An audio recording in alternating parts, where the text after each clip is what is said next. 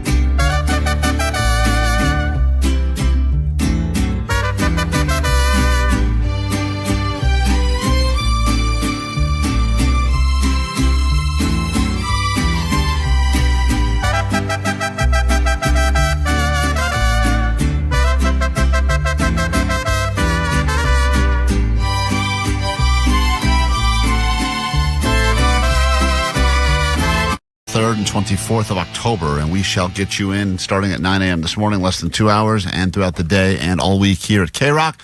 Just more things we give to you, and all we ask in return is that you listen to this show for 4 goddamn hours every morning. Is that a lot too of much? hours. That's too it's a lot much for to us. ask? I get it. You probably got a 10-minute drive to work, but with traffic and everything else, who knows? Maybe we get an extra 5 minutes of you listening. If you're new to the show, nice to meet you. I'm Klein. That's Allie right there. Morning. Jake the Nerd, DJ Omar Khan. You got Postmaster Johnny editing a bunch of audio, and apparently the moment that we were talking about, the moment, maybe the greatest moment in the history of sport and or bowling, was captured. We do have video evidence of it taking place. I promise you it will be, I think, the greatest video our show has ever released. Okay, Allie, I'm serious, and I say that not only because of what... You just love it so much because it's humiliating to me. That's the added cherry on top, is that it makes me look bad. It's humiliating to you. The odds of it... Which is why you love it. The odds of what happening, and Jake, who saw it, will agree, it's 1 in a trillion. It's astronomical. Astronomical. This is like the exact time it happened. The odds of it happening at all, the time... We're just going to do it now, or are you going to build it up through the entire 4 hours? No, that's what I talk about forever. Oh, my God. I want to wait. Say it. I want to wait till we have the video to drop at the exact... I want to watch Omar I want to watch Omar and listen to Omar watch the video in real time. And I'm thrilled it's coming out today. You know why? Because today is a day that historically is actually humiliating for me, Allie. Good morning, AM show, and it is officially fall, so it's time to look back at the greatest fall of all. Yeah. Oh, yeah, the fall in the hall. Today is apparently the day we celebrate when I fell down in the hall trying to be a gentleman and hold the door for Jake, and I fell over, and everyone felt the need to make songs about it and memes about it, and... Up until the video we will release today of what happened at the bowling event on Friday, this has been, this is one of the more humiliating things that has happened, and it brought people a lot of joy. And if you go to our Instagram at Klein Alley Show, in the Instagram reel highlights, that whole row at the top, it is the first highlight we ever put up. And I rewatch it every year. I really do. Because it's just a combination of Klein in his little yellow hat and his backpack on both straps. And he's got his little mask on and everything. And he tries to hold the door open for Jake, but then he trips over his feet and he falls both knees immediately. I've never held a door for anyone since. I've refused to. I used to hold doors for people. I would be that sucker that would get stuck going in and out of a restaurant or a bar, holding that door. Sometimes 20 minutes, I'd still be there holding that door. Never his vocal reaction of just going, I'm never... and then getting up and doing the little shirt shimmy, like, I'm fine. I'm not holding doors for anyone ever again because of that moment. But well, you're supposed to hold them with your hands, not your feet. My hands were full, or I don't know. I've seen the video. I don't know what happened, Valley, but it doesn't matter because no one will even think about it. I know it's fall, so let's go ahead and celebrate the fall in the hall like we always do. But when we drop the new video, I am telling you right now, it's going to be the greatest. Go find that video, everyone, and you can laugh all fall long. No one has to laugh all fall long because of me falling down in the hall. Oh, Thank you for that. So that is the tease. That's the second one, if you're keeping track at home. Yeah, there's going to be 6 teases before we drop it. Oh, my God. I just need an ETA as to how long before we have the footage we need, and then we'll break it down, but it is worth it. Before we get to anything else, though, it's a chance for you to call us and join Allie for $100 of her money if you want it. It is Allie knows the news time, and we will prove that she maybe doesn't know what's going on. We had a busy weekend. There was bowling. There was a road trip involved for you. There was the equivalent of a road trip, 6 hours in the car. Football, a lot of football, so we will get to all of it. But if you'd like an easy $100 of Allie's money, give us a call right now, 800-520-1067. If we put you on the air, we will give you a 6-pack of tickets to the Off-Road Expo at the OC Fair and Event Center happening October 4th and 5th, but also your chance to win $100 of Allie's money, and we'll do it after this quick break. And trust me when I say, do not go anywhere this morning. At least give us the next 30 minutes so we can give you a video that will forever change your life. Why is it going to take that long? Because we're very slow around Why? here. We're very slow. It's Monday. We're all you on have a video? fumes. Send the video. We will get it. We will upload it. We will all have a laugh together. It's all coming up after this quick break. KROQ. Calling y'all ghosts, schools, zombies. Listen at 9, noon, 3, and 6 and win your way in to see My Chemical Romance at the Hollywood Bowl. My Chemical Romance and KROQ. Yeah.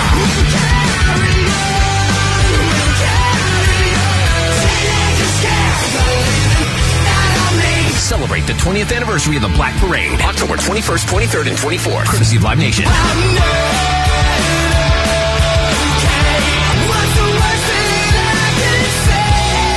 tickets all this week.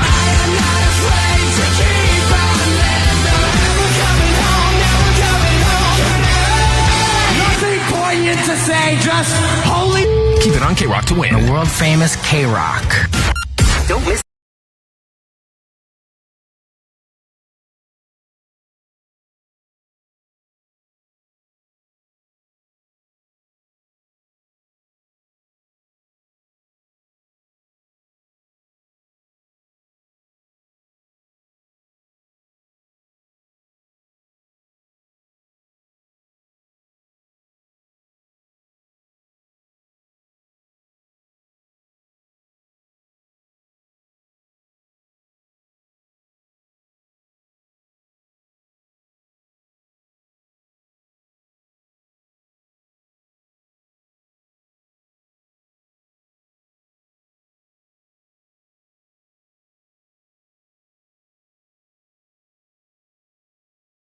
Good to see you. What's poppin'? Hey, everybody. Last time you did Johnny Doesn't Know, you got quite a few questions correct, but then once again, I forget which one it was, really messed him up. Metamorphosis. Oh, yeah. The bumblebee one. Yeah, no, not the bumblebee not- one. That's wow. also wrong. It was about a butterfly and a caterpillar, God dang but yeah, you did get metamorphosis eventually after we had to really walk you there. After we gave you like half the word. I think we had to get all the way to metamorpha. And he was like, sis. I think he finally got there. So I don't know. If you want to go with Johnny, go with him. If you want to go against him, that seems to be the safe bet.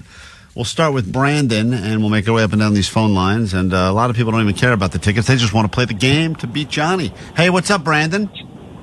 Hey, what's up? Sweet divots, guys. Sweet Sweet divots. divots. Good, sir. Will Johnny know which bird is the symbol of peace? Will Johnny know which bird is the symbol of peace? Yes or no? Oh, hell no, he won't know that.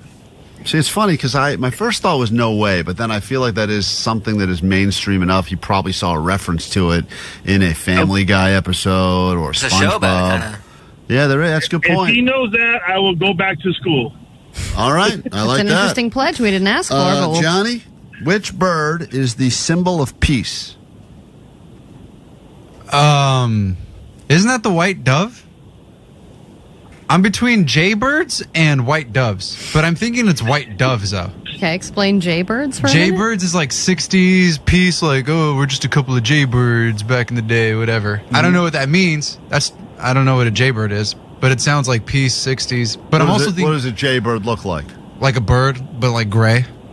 Okay, so you're Because trying. it rhymes with J. Jay, gray. Are you trying to I say don't know. gray bird? Gray bird, So jaybird. you're thinking, if you narrowed it down, of all the birds out there, we're trying to find the bird that is the symbol for peace, and you believe it's either the gray bird or the white dove. I think white dove, because they release those at funerals and they're like, peace. And they go flying. I think it's more at weddings, but okay.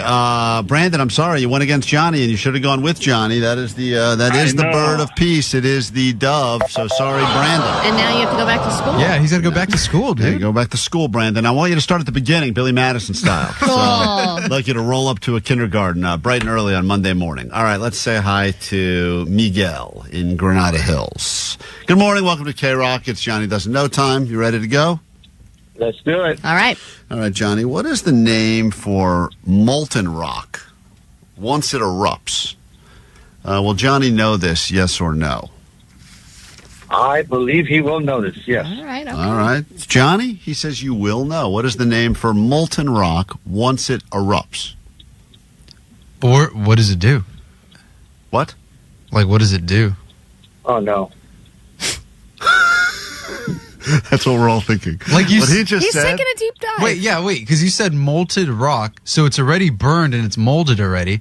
So if it's just molten, if it's just molted already, molted, Molten. because it's molten. What is the name for molten rock once it erupts? Just rock? Doesn't it become just rock because it's already burned? What else could it be? Okay, Miguel. Sorry, buddy. You thought he would know, and he did not. That's okay. No one has predicted correctly. Johnny, think this one out. This one should be easy for you. I really thought you'd get this one. This was an I was example. like, this one's too easy. This is an example of one I almost crossed out. Yeah. Because I said Johnny will know this. Johnny, once. I mean, he said erupts. So like before the dinosaurs, then Do you know what he's talking about erupting? a volcano. There we go. On the right track, yeah. Okay, volcano, eruption. Mm-hmm. Lava rock. Lava. Oh, lava? Lava. You got it. Wow. Wow. Why was I thinking magma? I don't know. Wow. Does that count? I think magma might count. Yeah, magma's part of it. Too, right? Why were you thinking something you didn't say when we were looking for the answer? I don't know, John. Wow. I don't know why you're thinking a lot of things. Let's That's say hi true. to Alicia.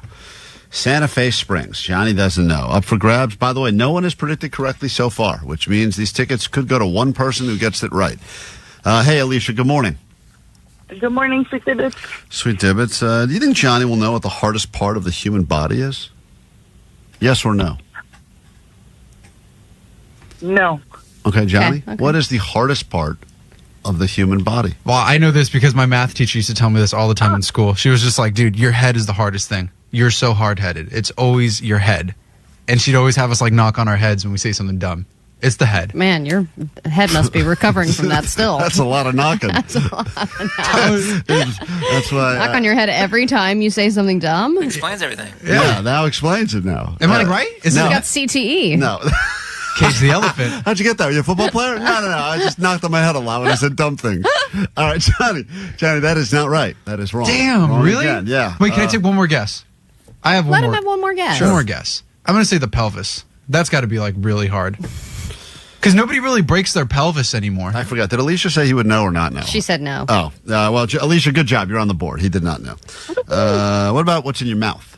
My mouth? My teeth? Teeth and My teeth are hard. Teeth and teeth enamel are actually the hardest part of the human Okay, body. you said hardest part of the human body. I'm thinking bone. Well, How that's- many times does anybody ever get hit in the mouth and they're like, oh, my enamel hurts?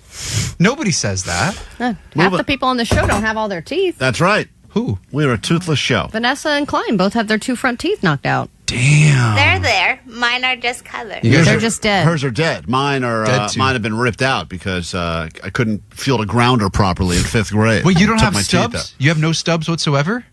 I It's have- just nothing No, there. he's got nothing there. I got nothing left. It's all gone. Benjamin, we give you a shot at this. Johnny doesn't know. It's been an eventful run so far. Only Alicia's gotten hers right. Johnny, This is a tough one. this is not that tough. What type of cloud is fluffy and white? Will Johnny know this? Yes or no? No. A cumulus cloud. Whoa! Yeah? Wow! Without even thinking about Dude, it. thank you, Dude, Dallas Reigns. that's really good, Johnny. Oh, my Johnny. Can you God. name any other type of cloud? Nope, that's not the question. Next But question. could you name another type of cloud? A white cloud. There you- that's the what one, he same said. one I just said. Smoke cloud. Hey, I'm impressed he got cumulus I am cloud. I didn't shocked. remember that from school. You got that from Dallas Reigns? Yeah, he's like, oh, over here we got a huge total amount of cumulus clouds in this area over here. Wow, humana. Abraham, we give you the final question now, and then hold on, let me think here, Ali. I think is it still It's only Alicia, Only yeah. Alicia has gotten it right so far. That's incredible. All right, here we go. Last question, Johnny.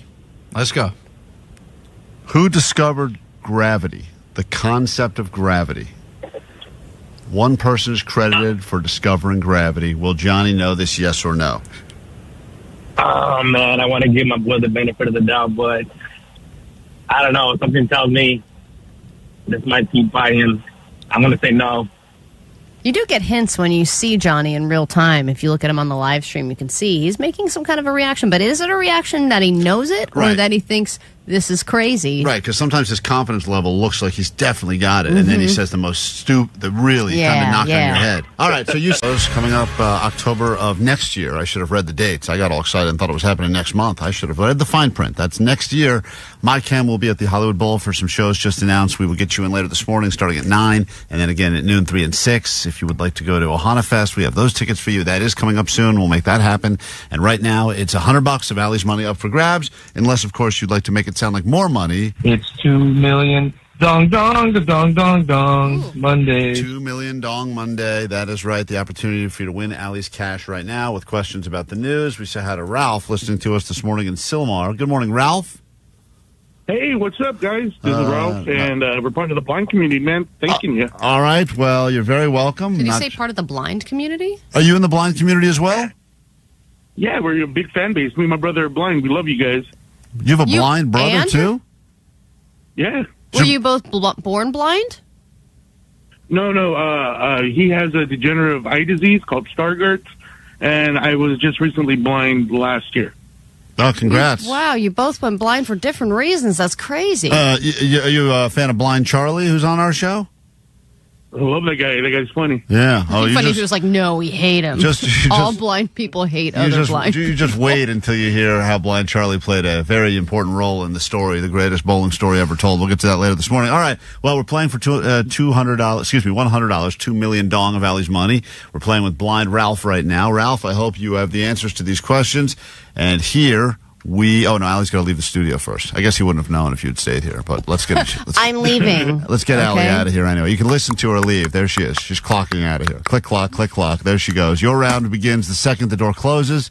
Answer these questions, please, quickly, confidently, and accurately so we can pay the people. In this particular case, we're rooting for Ralph, blind with a blind brother. That's crazy. Maybe the blind brothers battle the Bud Light brothers in a competition in the future show. Here we go. Allie knows the news. Rumbling this morning, or a rumble that took place in Northern California. What was the current ranking, the score of the earthquake felt in the San Francisco Bay Area? I think it was a 4.4. 4.4. Write that down. Got a question number 2. Apparently, this was a $100 million cyber attack that took place on the Vegas Strip. Now they know who is responsible for the $100 million cyber attack that took place on the Vegas Strip. Who was the responsible party? It was a teenager, I believe. Teenager. We got a question number 3. American Girl doll has revealed their 2026 Girl of the Year. This is going to be tricky, but who was the, quote, Girl of the Year, according to American Girl doll? Taylor Swift. Question 4. Let's go with this one. Which nerd is about to be honored with a star on the Hollywood Walk of Fame?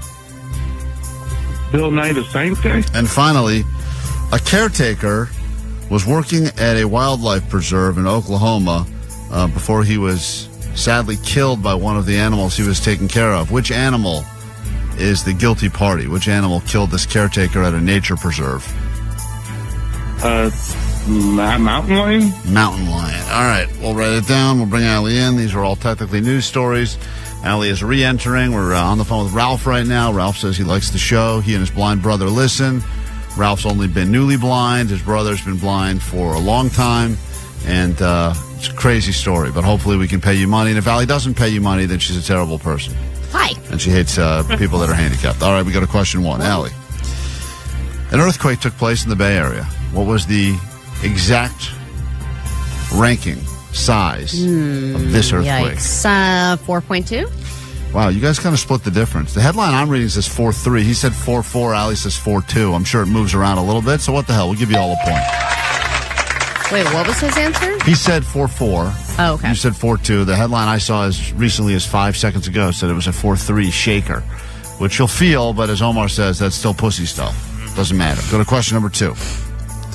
There was a $100 million cyber attack took place on the Vegas Strip. Now they know who was responsible for it. Who was the responsible party for this massive cyber attack? All I saw was that it was a teen. Yeah, a teenage hacker. He said teen as well. Teenage hacker was able to successfully, hundreds of millions of dollars. $100 really million. incredible, but that is correct. Both you get the point. All I was doing was smoking weed. 2-2. At that age. That's really applying yourself right there. 2-2. After 2, we go to question number 3. American Girl doll has announced their 2026 Girl of the Year. Who did they announce is their Girl of the Year? She is a Latina DJ from Kansas City. Wrong. Sydney Sweeney. No, that's not true. No, they have gone. Her name is Raquel Reyes, and she is a 10-year-old mixed Mexican-American from Kansas City who is a fan of pickleball and saving dolphins. That's what it says in her description. I didn't realize all the other things. All you of know the all backstory. the I learned a lot about it, and that is the correct answer. He did not get that one right. He guessed Taylor Swift. So Allie has just beaten a blind man by 1 point as we go to question number 4. Yeah, I had to learn the backstory of all those dolls. What? Oh, that's right. I forgot. This is talk about humiliation. Allie used to work at the American Girl Doll Cafe where she was only allowed to serve food to dolls, not actual people. I had to serve to people and their dolls. And the dolls. But the dolls were really uppity and needed more lemonade or something. And I had to brush their hair in between shifts. Oh, man. What a humiliating job bad. you had. It was actually a great job, and I also was let go from that job. Didn't you get accused of giving the dolls lice or something? No, you're making all of that up. Oh, I thought they gave you lice? Someone gave someone lice. No one gave anybody lice. Question 4. Which nerd is about to get his own star on the Hollywood Walk of Fame? Oh, Bill Nye, the Science Guy. Hey, guess who got that? Ralph got that as well. Ralph. Nice. Wow, Ralph's got a lot. Ralph's a smart man. And finally, last question. Sad story. Nature preserve in Oklahoma. The caretaker was killed by which animal that he was caring for? At a nature preserve in Oklahoma. What would be there? Elephant? It's a great guess. Not right. He said mountain lion. Another good guess. This was a tiger. Oh, Tiger man. took the man out. Well, listen, Ralph, you played the game well, and just for joining us on KROQ, we will give you a 6-pack of tickets to the Off-Road Expo. I'm not sure how much you'll be able to enjoy that. It'll be loud. Thank you. Yeah, I don't know. I guess you can go to that, or you could just have someone tell you went to it. Regardless, it's at the OC Fair and Event Center, October 4th and 5th. And thank you and your brother for listening. And Allie's going to go ahead and keep her money. And what must you shamefully admit? Horrible Allie knows the news. That's right. She does. I feel bad, but you'll enjoy the show. If you like stories about blind people, don't go anywhere. In 2 minutes after this Green Day song, we have, I believe, the greatest story followed by a video that you will ever see. And that is not an oversell. That is an underpromise, if anything. And we'll get to that just after this. You have the time.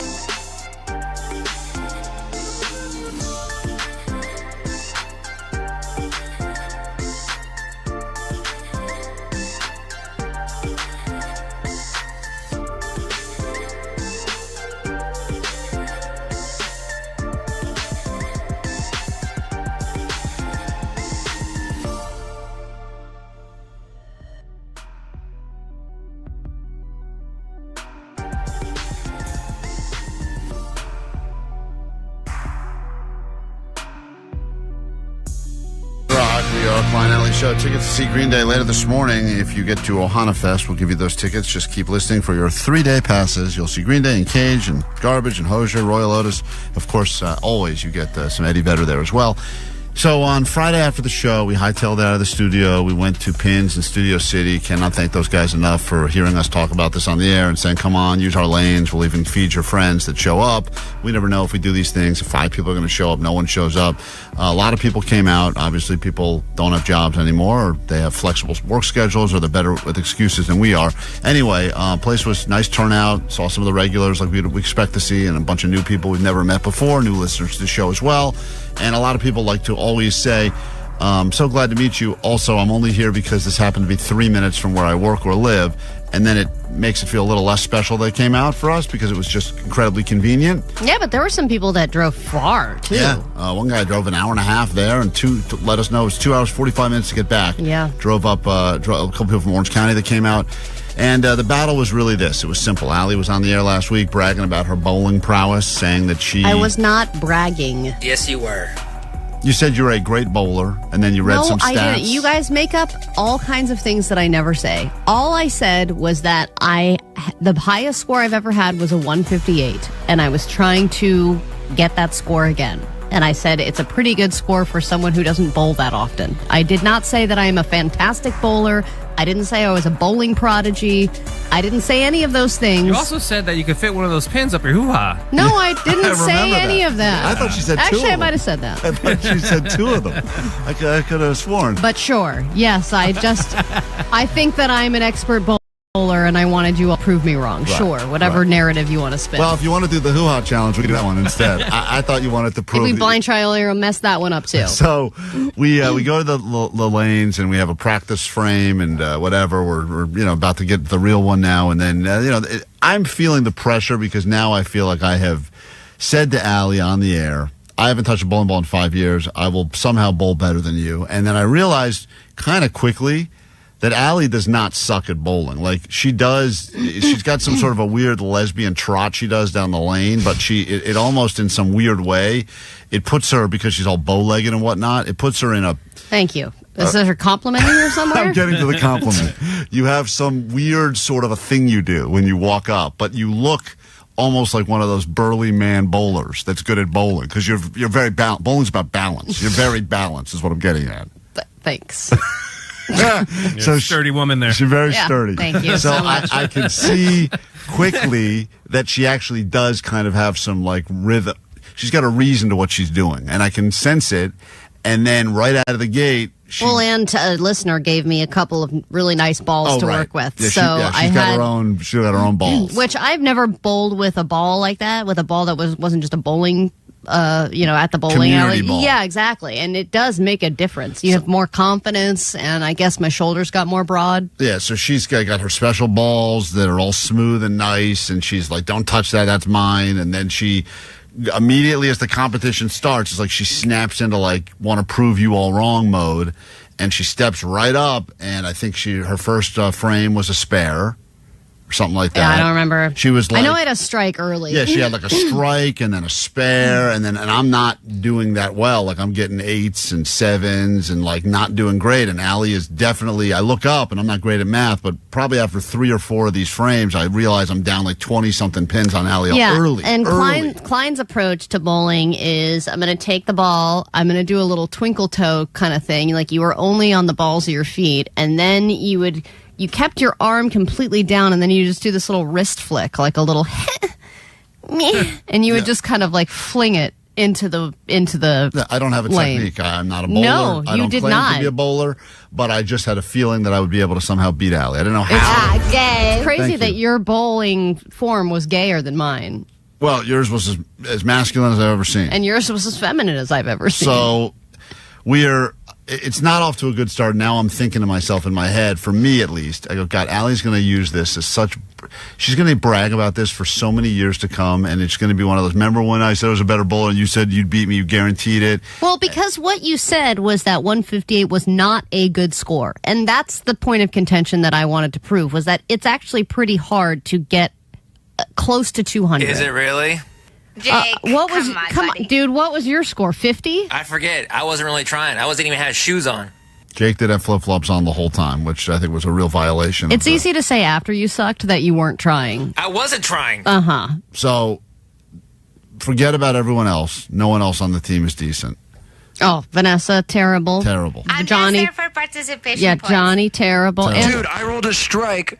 First thing I did when I came up. and you I never raw had dogged one it. again. No, I did like 2 more strikes. I had pure power. It's in the video. You'll see it. Pure power. Nobody else on the show broke 100. Let's just put it that way. No one else got even close to 3 digits. Anyway, Allie is about to bowl, and she's got me right where she wants me. I'm not feeling good now. My confidence is shook. She's getting all confident. She's humping the air. She's doing all sorts of weird celebratory moves after her rolls. Can't control my body after I get a spare or strike. And we have our lane, and then we have a few lanes around us that Pins gave us for listeners that they wanted to bowl. And at some point, right when Allie's hitting peak confidence, they some listeners at the lane to the left of us invite Blind Charlie to try to bowl for the first time ever. And Blind Charlie can't see, so they're setting him up, and they're giving him a ball, and they've got him all bent over like a kid that throws it kind of between their legs. And Allie is in the middle of her round, and she's got me. This is almost like if she gets another spare, I'm pretty much cooked at this point. I think she bowled like an 8 or 9, so she had like 1 pin left she had to hit to get the spare. I don't know. The video will go up to give you all the specifics. And the audio I'm going to play for you right now. I was standing there ready to bowl my second round. And very confident, about to throw her second ball. And Blind Charlie somehow, I don't know how it happened, launches his ball from his lane. Which is to the left of us. All the way over into my lane. Right into Allie's gutter, almost directly into the gutter. And all the way across. And it rolls across, and then Allie's frame basically ends. And that was her second ball. And it was, she gets, listen to this moment. You kind of hear it happen. This is not great audio, but bear with it. Meanwhile, Allie put the pressure. Oh, no. Oh, boy. Uh-oh. Great. I just up. So let me just say what's happening here. Klein is laughing so hard. You hear me laugh. So Allie's about to shoot her, whatever you call it, roll her second ball. This matters the most. And all of a sudden, a ball flies out of her. I didn't even see where it came from until it completely goes right in and ruins your round. Put the pressure. Oh, no. Oh, boy.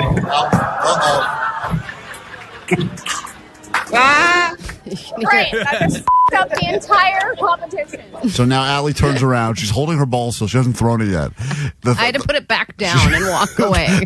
She's so mad right now because this errant blind guy's ball flies and takes up basically. He perfectly threw it right into right into my lane and into the gutter. You got to see the video. And then the brack thing came. That just up the entire competition.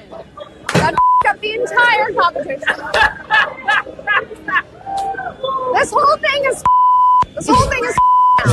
I think I hit 3 spares in a row, so if I had gotten another one, you get more points. This whole thing is. Oh my god. And you can't. I don't know why we had so many microphones, and that's the best audio we could come back with. We've never had more mics set up for an event ever, and somehow the audio sounded like we were underwater. It's terrible. But regardless, it threw me off. That was the moment where Allie completely crumbled because she said, "Now whatever happens, I'm screwed." Blind Charlie, I did okay, but I kept getting worse, and then somehow Blind Charlie's mistake fueled you into the best streak I've ever seen. Yeah. I never laughed so hard watching something and watching how upset you were that it somehow ignited something in me. My humiliation somehow fueled you, and you were able to hone in, focus up, and get 5 strikes in a row. 5 strikes in a row. I think it was 4, and they got one later. No. Not that difficult. It was 5. It's called a double turkey or something, but who cares, really? Anyway, the point is... And then Klein's doing the turkey dance after he's going... in my face when he gets the stupid turkey. Yeah, well, I didn't even know because all I saw on my thing was a bunch of X's. I mean, X. We didn't even know his score until the end because he had so many strikes. And then Allie goes, I think I still have a chance. And then it calibrated my score. And Vanessa was like, no, he only has 40. I was like, no, Vanessa, that's not how it works. I'm lost. You don't understand. And then at the end, it's just like, it was like, when you get that total at the end of a trip to Costco, it's like, yep. 173, I think, was your score. No, I was north of 180. But no, we have a picture. Klein. It was 173. No, I did better than your top score. That is better. Oh, yeah. What was your top score? 150. Anyway, you have an apology message waiting for you on the goal line, Allie. Allie, I am so sorry somebody explain to me what happened? This is Blind Charlie, who didn't even know what had happened. Well, because everyone told him he got a strike. Everyone was telling him he was doing amazing. Yeah, I don't think he hit one pin over the whole time. But everyone was like, every time he bowled, it was like, They were like, another "You strike. got another one." But this is, and then he found out afterwards that he basically ruined Allie's day. During the event, after the event, and that my ball went into your lane and messed up your chance for a spare. And I'm guessing, I mean, if you don't get the spare, that's potentially 20 points and totally probably took you out of your rhythm. And I think that I'm to blame for what happened, and I would like to cover the loss of the bet. Nope. I will not accept his money. I will only accept your money. No, absolutely Thanks so much, not. Charlie. Blind Charlie, the billionaire, we will not take your money. And here's the thing. Just don't tell anybody. Jake knows, and he'll get this message to you, and then you'll know, and nobody else has to know. Yeah, well, we all know now. Yeah, we all know And then now. I don't have to be crushed and feel super bad because I messed up the whole bowling thing. And if you bring it up and tell anybody, then they're going to be like, oh, foul play, we got to redo it. No, it's over. I screwed it up. I'm very, very sorry. Please let me somehow make it up. I'll cover the bet loss. What was it, 31 points? Done. I'll even throw in an extra 100. I beat you by 31 points?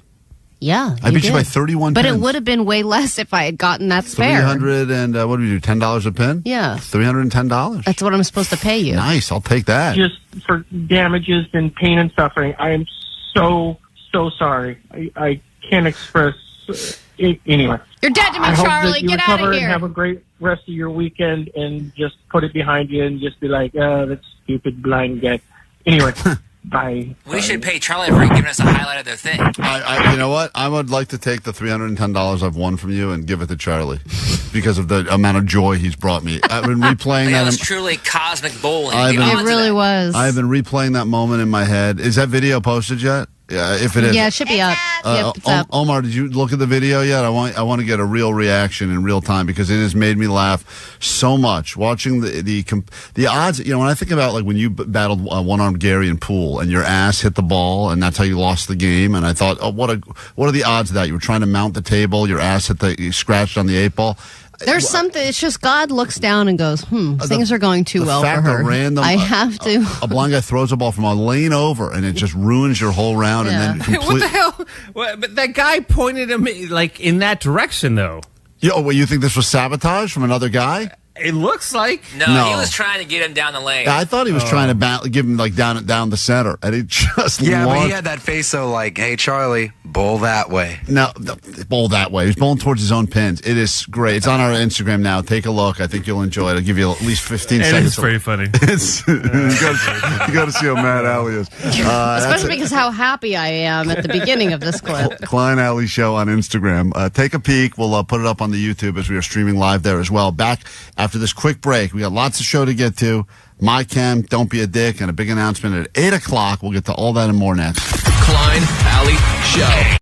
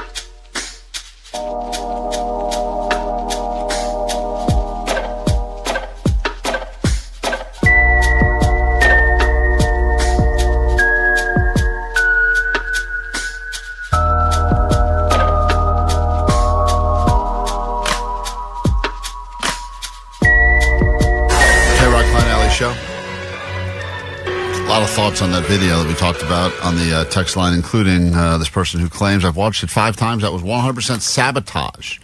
The guy saw Charlie wasn't looking at the time and put him in that direction. I'm telling you, that angle is a weird angle. I was watching it happen from where I was sitting. Definitely did not feel sabotagey at all because they had him all queued up.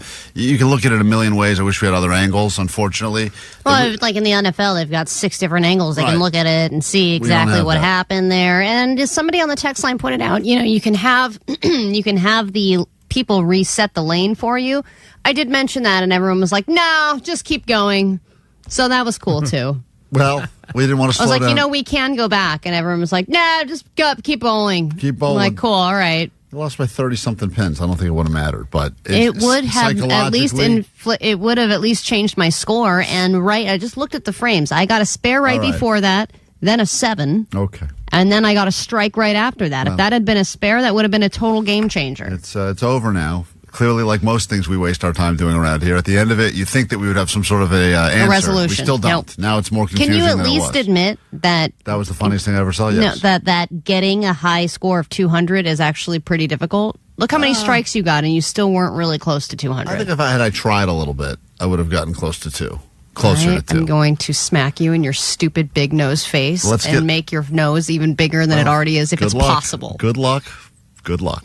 We will get to your news now. Then a brand new hour of the show can begin with a very exciting announcement. Grab your Adderall. It's time for ADD News. So the Jimmy Kimmel saga continues. Another rally is happening today in LA over free speech, and it's possibility that it's going away. The companies who own ABC have not budged on their decision to pull Jimmy off the air, and Kimmel hasn't budged either.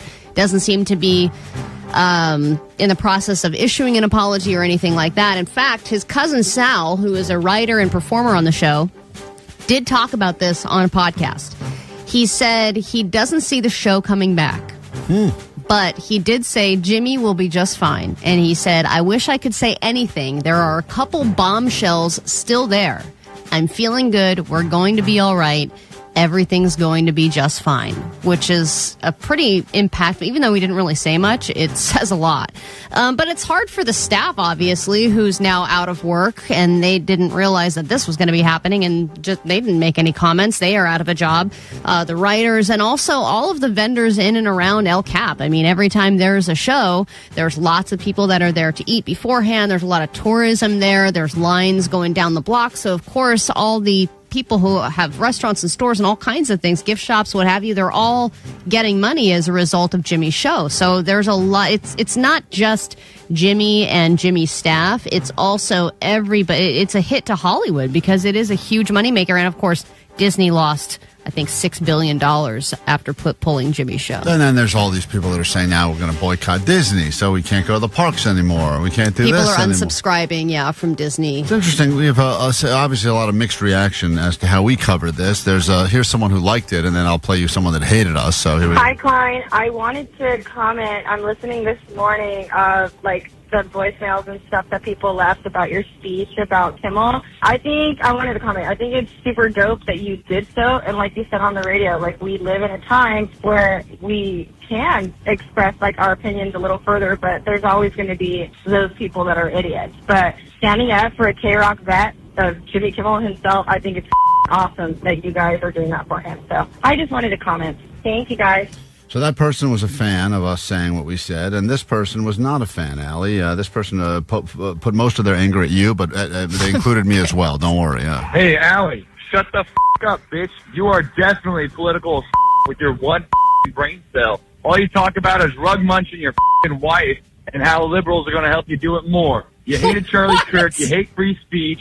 I remember Allie saying all Sorry, those I drunk things. and called the goat line. This is sounds like Yeah, Jake's so inner thanks, monologue. Jake. And how liberals are going to help you do it more. You hated Charlie Kirk. You hate free speech. You can't think complex. And you're definitely not accountable. I hear the most hypocritical come out your mouth. Not to mention Klein, head up his ass. Hey. But you, by far, are the cream on the cake.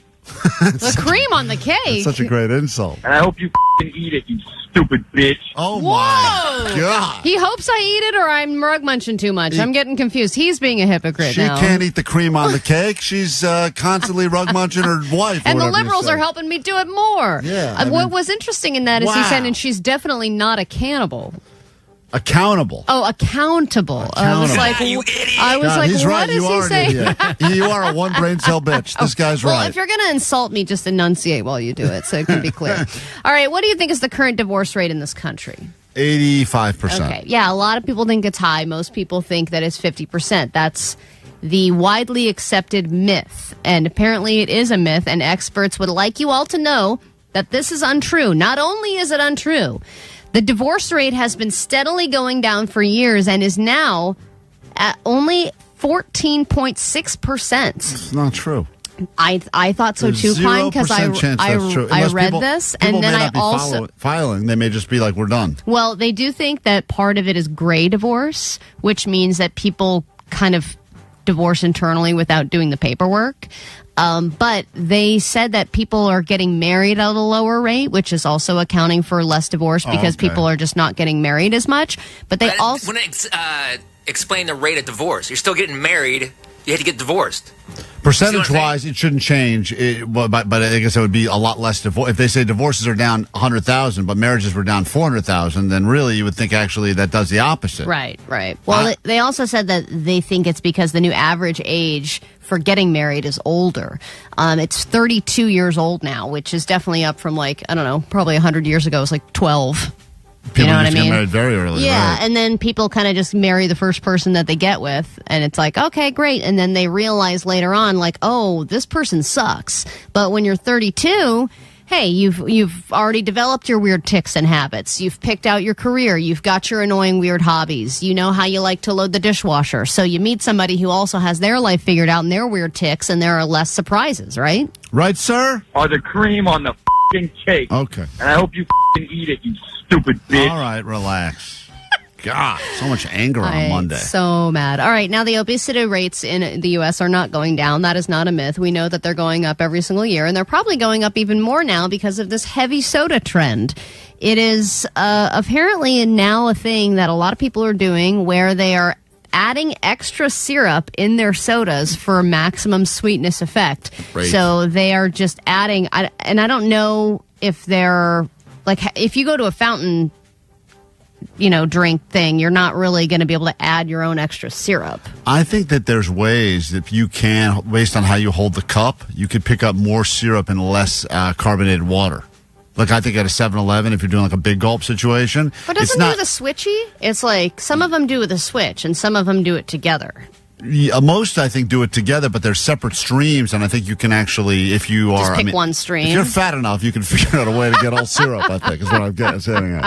But I do agree. There's nothing worse than getting a carbonated soda where it feels like the syrup is low, where it's off, and you're getting like basically almost like a flavored water, but every once in a while you get that heavy syrup pour. Well, and I guess that's why people like McDonald's is because they have more syrup in their sodas than other fountains. Fountain is universally always the best fountain soda. Yeah. They got something special going on there. And of course, the extra syrup gives it more flavor, and it feels like but I think instead of like ice cream, people are like, I'm just going to get a heavy soda. Heavy soda, baby. USA, we've done it, huh? Woo! Fat boy.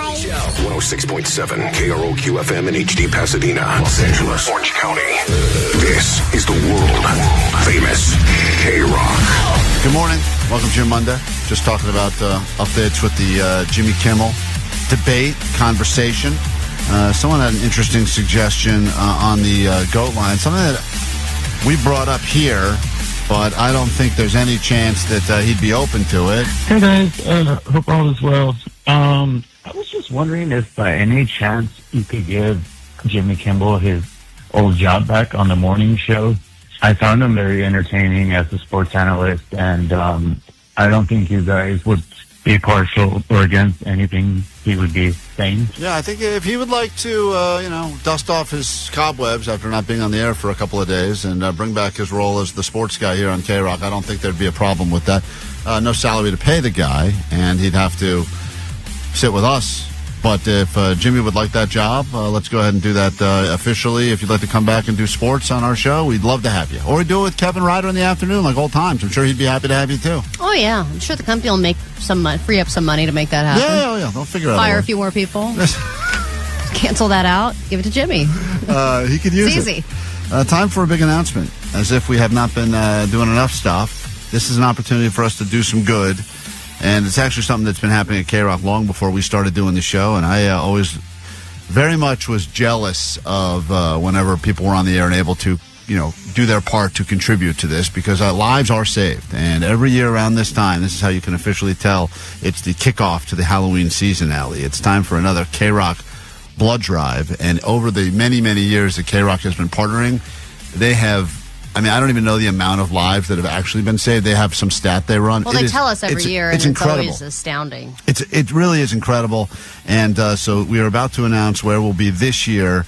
And we have a brand new, exciting name. And get ready for the Klein Alley Show. The Stab and Grab Blood Drive. You come, you let us stab you, take some of that delicious blood of yours, and then you grab all sorts of great stuff from us. For instance, the first 106 people that arrive will get Not Scary Farm passes or Six Flags Fright Fest passes. You get a Klein Alley Show Stab and Grab Blood Drive t-shirt. Those are limited edition. Very limited. You'll get that as well. And we've got, look at all these tickets we're going to be bringing with us. It's we got Heim. We got too many to even announce. 21 Pilots and Morrissey, Social D, and When We Were Young in Vegas. We're bringing tons of tickets with us. The deal is we got to take some of that blood of yours. You give it to the mosquitoes for free all year. Might as well give us some so we can give it to people that need it. Yeah. And this is the Klein Alley Show Stab and Grab Blood Drive, happening Friday, October 3rd from 9 a.m. until 5 p.m. We will drain you dry. Yeah, and then you can stick around and make a whole day and night of it. Yeah, because we're doing it this year, and this is the first time I think that we've done it at the Autry Museum, Griffith Park in Los Angeles. And as Ali said, you give a little blood, and then afterwards, the Street Food Cinema after party will start at 6 p.m., and they'll have a big outdoor screening of Halloween, the original. Yeah. You get to stick around for that as well. So you see more stabbing. You get all the ticket. We mentioned tons of tickets we have for you. If you've ever been to one of the blood drives, you eat a lot. Usually there's tons of cookies there as well. They don't mention the cookies. They probably should. So this is your big announcement. Details are going up as we speak right now on the socials, Klein Alley Show and KROQ. But remember, Friday, October 3rd, which is coming up. I think it's a week from this Friday. And that's your opportunity to help save some lives. The Stab and Grab Blood Drive. And, since I was turned away last time I attempted to give blood, I'm going to try again at the Stab and Grab Blood Drive. Will they take loser bowling blood at these things or no? It's a new question that they ask on that little form. Okay. Have you lost humiliatingly to a blind guy at a bowling alley? If you want some of that loser blood, Allie's going to help someone who needs it during a transfusion. Anyway, all the details going up right now. And once again, it's every 2 seconds someone in the U.S. needs blood. That's how much they need it. Do your part. Let's go ahead and raise it. Let's break a new record here. Here's a perfect song to play at this exact moment on KROQ.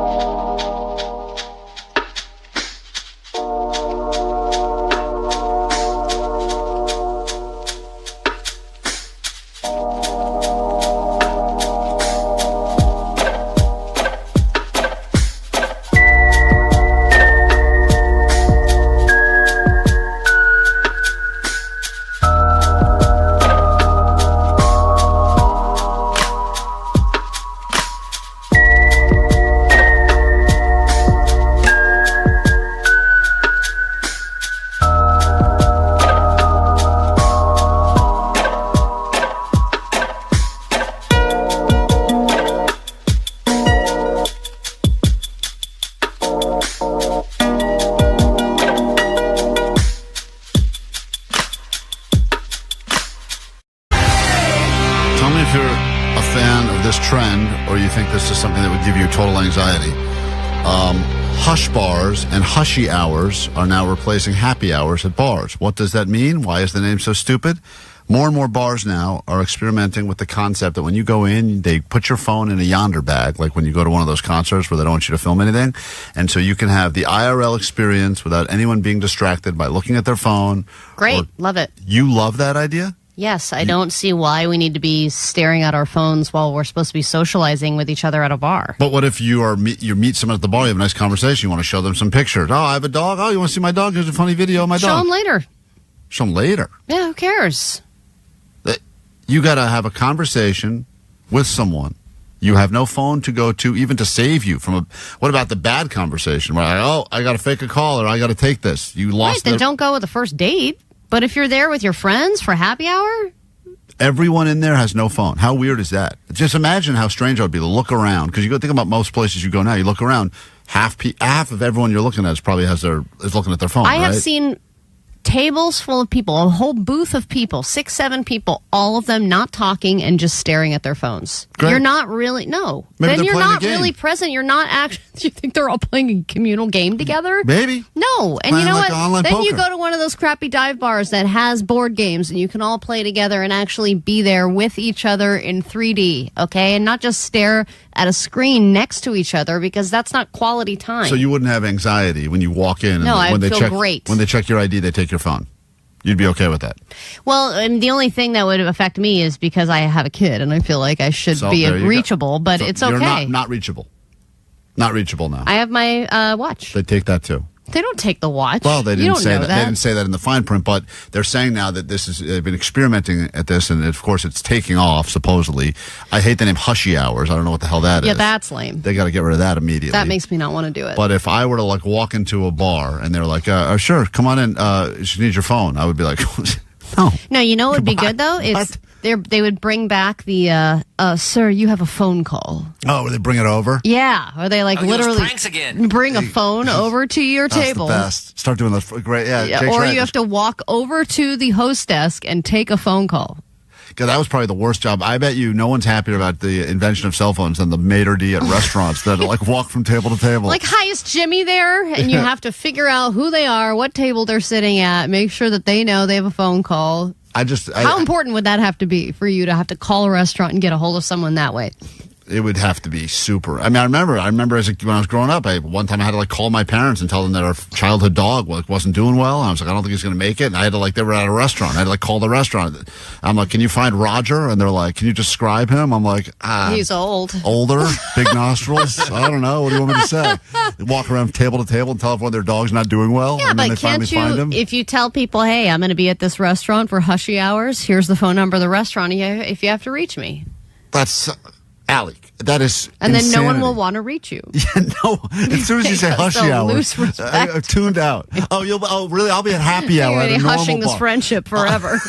I'll be chugging whiskey, looking at my phone like a normal person. Enjoy your hushy hour, okay? KROQ. Calling all ghosts, ghouls, zombies. Listen at 9, noon, 3, and 6 and win your way in to see My Chemical Romance at the Hollywood Bowl. My Chemical Romance and KROQ. Yeah.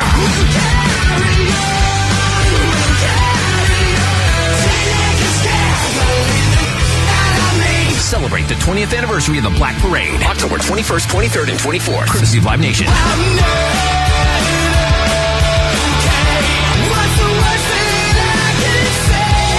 Win tickets all this week.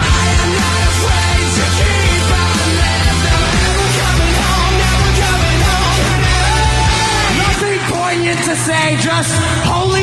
Keep it on KROQ to win. The world famous KROQ.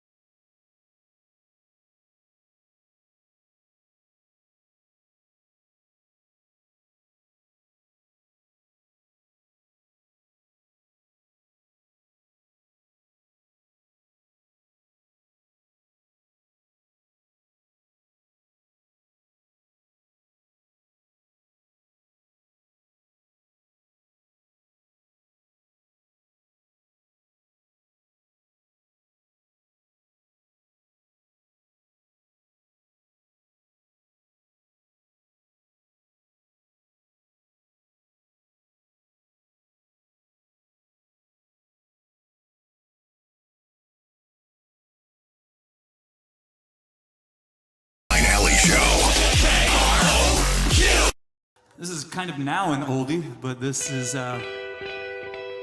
thank you, Alley Show! Mornings on KROQ! 106.7 KROQ. What do you think of Klein wearing some super tight pants right here in the 90-degree weather? Well, they kind of resemble football pants, so.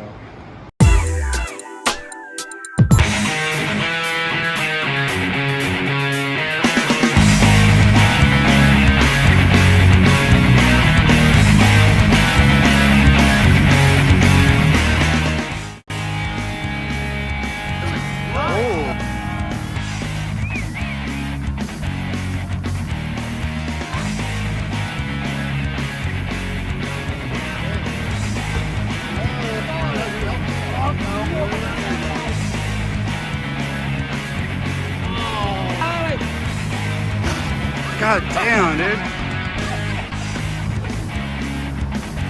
Oh.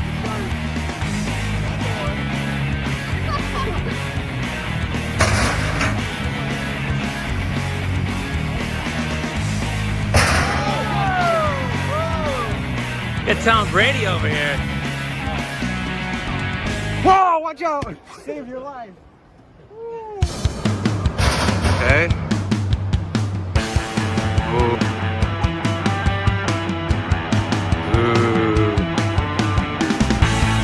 Okay.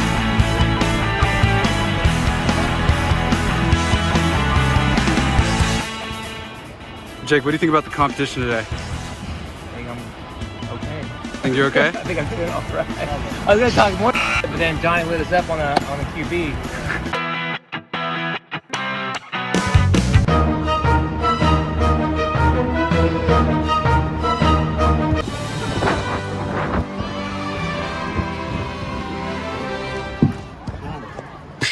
That's good. Jake hurt himself. Oh. Jake pulled a hammy.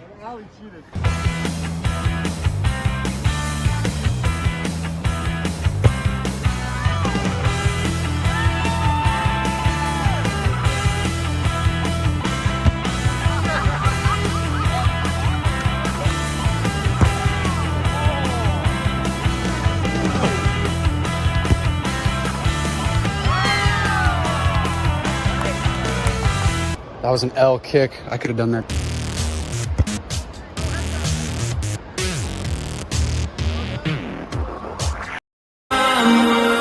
What are your plans for this upcoming weekend? Quickly cancel them and get ready for Ohana Fest going down this weekend at Doheny State Beach, Green Day, Cage, Garbage, Hosier, Royal Otis, and more.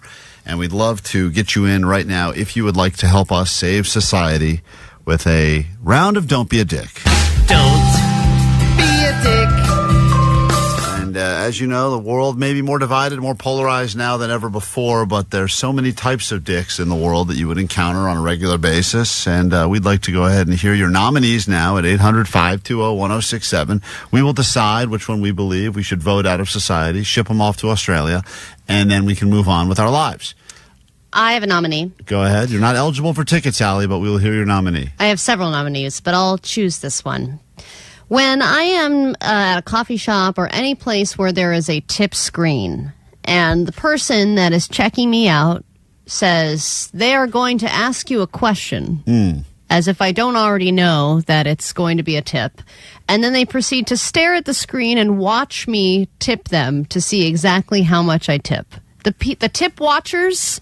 Get out of here. I like when they they don't walk even away. do the fake, I'm going to turn around. Yeah, I'm going to turn away and pretend to do something. Just pretend to do something at least. I know. Even when they do something that's so obviously like they're like, I'm going to go ahead and tighten my apron. And they're and I do that. Like when I was a server, I knew that move. I totally get it. But don't just stare. Right. Blatantly stare at the screen or watch me write your tip in. Yeah, even if I know the phrase, it's going to ask you a couple of questions. And then they go, I'll be right back with your drink. All I want them to do is just turn, leave me alone. Turn away so I can mash. Skip. Or if I can go custom.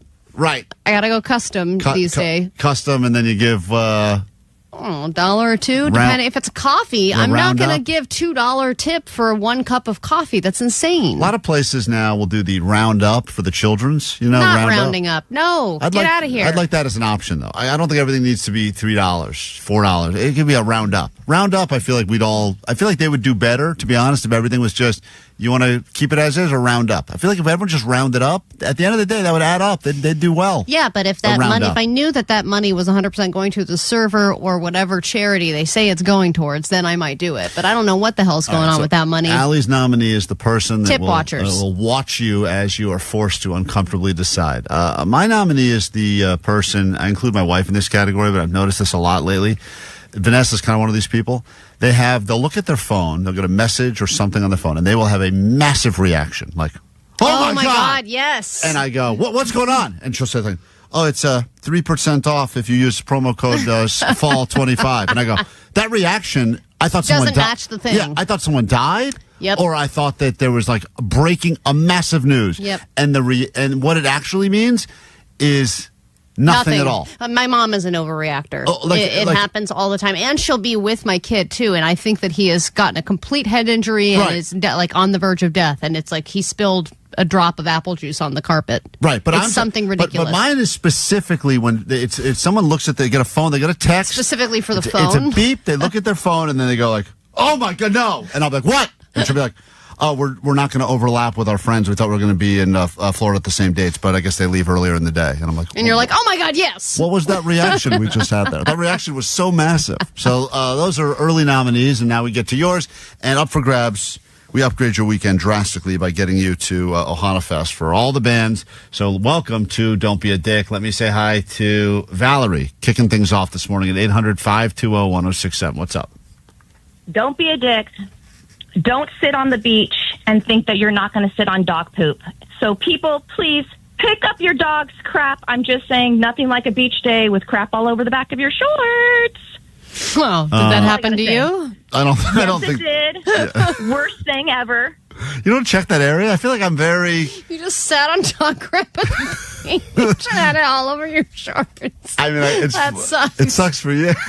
It sucks for you. Especially because you only have your bathing suit. Other than that, you have to do like a bathing suit walk back to your car. I just feel like the beach is it's like a lot of real estate there. I usually will try to. You do an inspection. I do kind of a little inspection, and usually put a few things down too. I'll sit right here.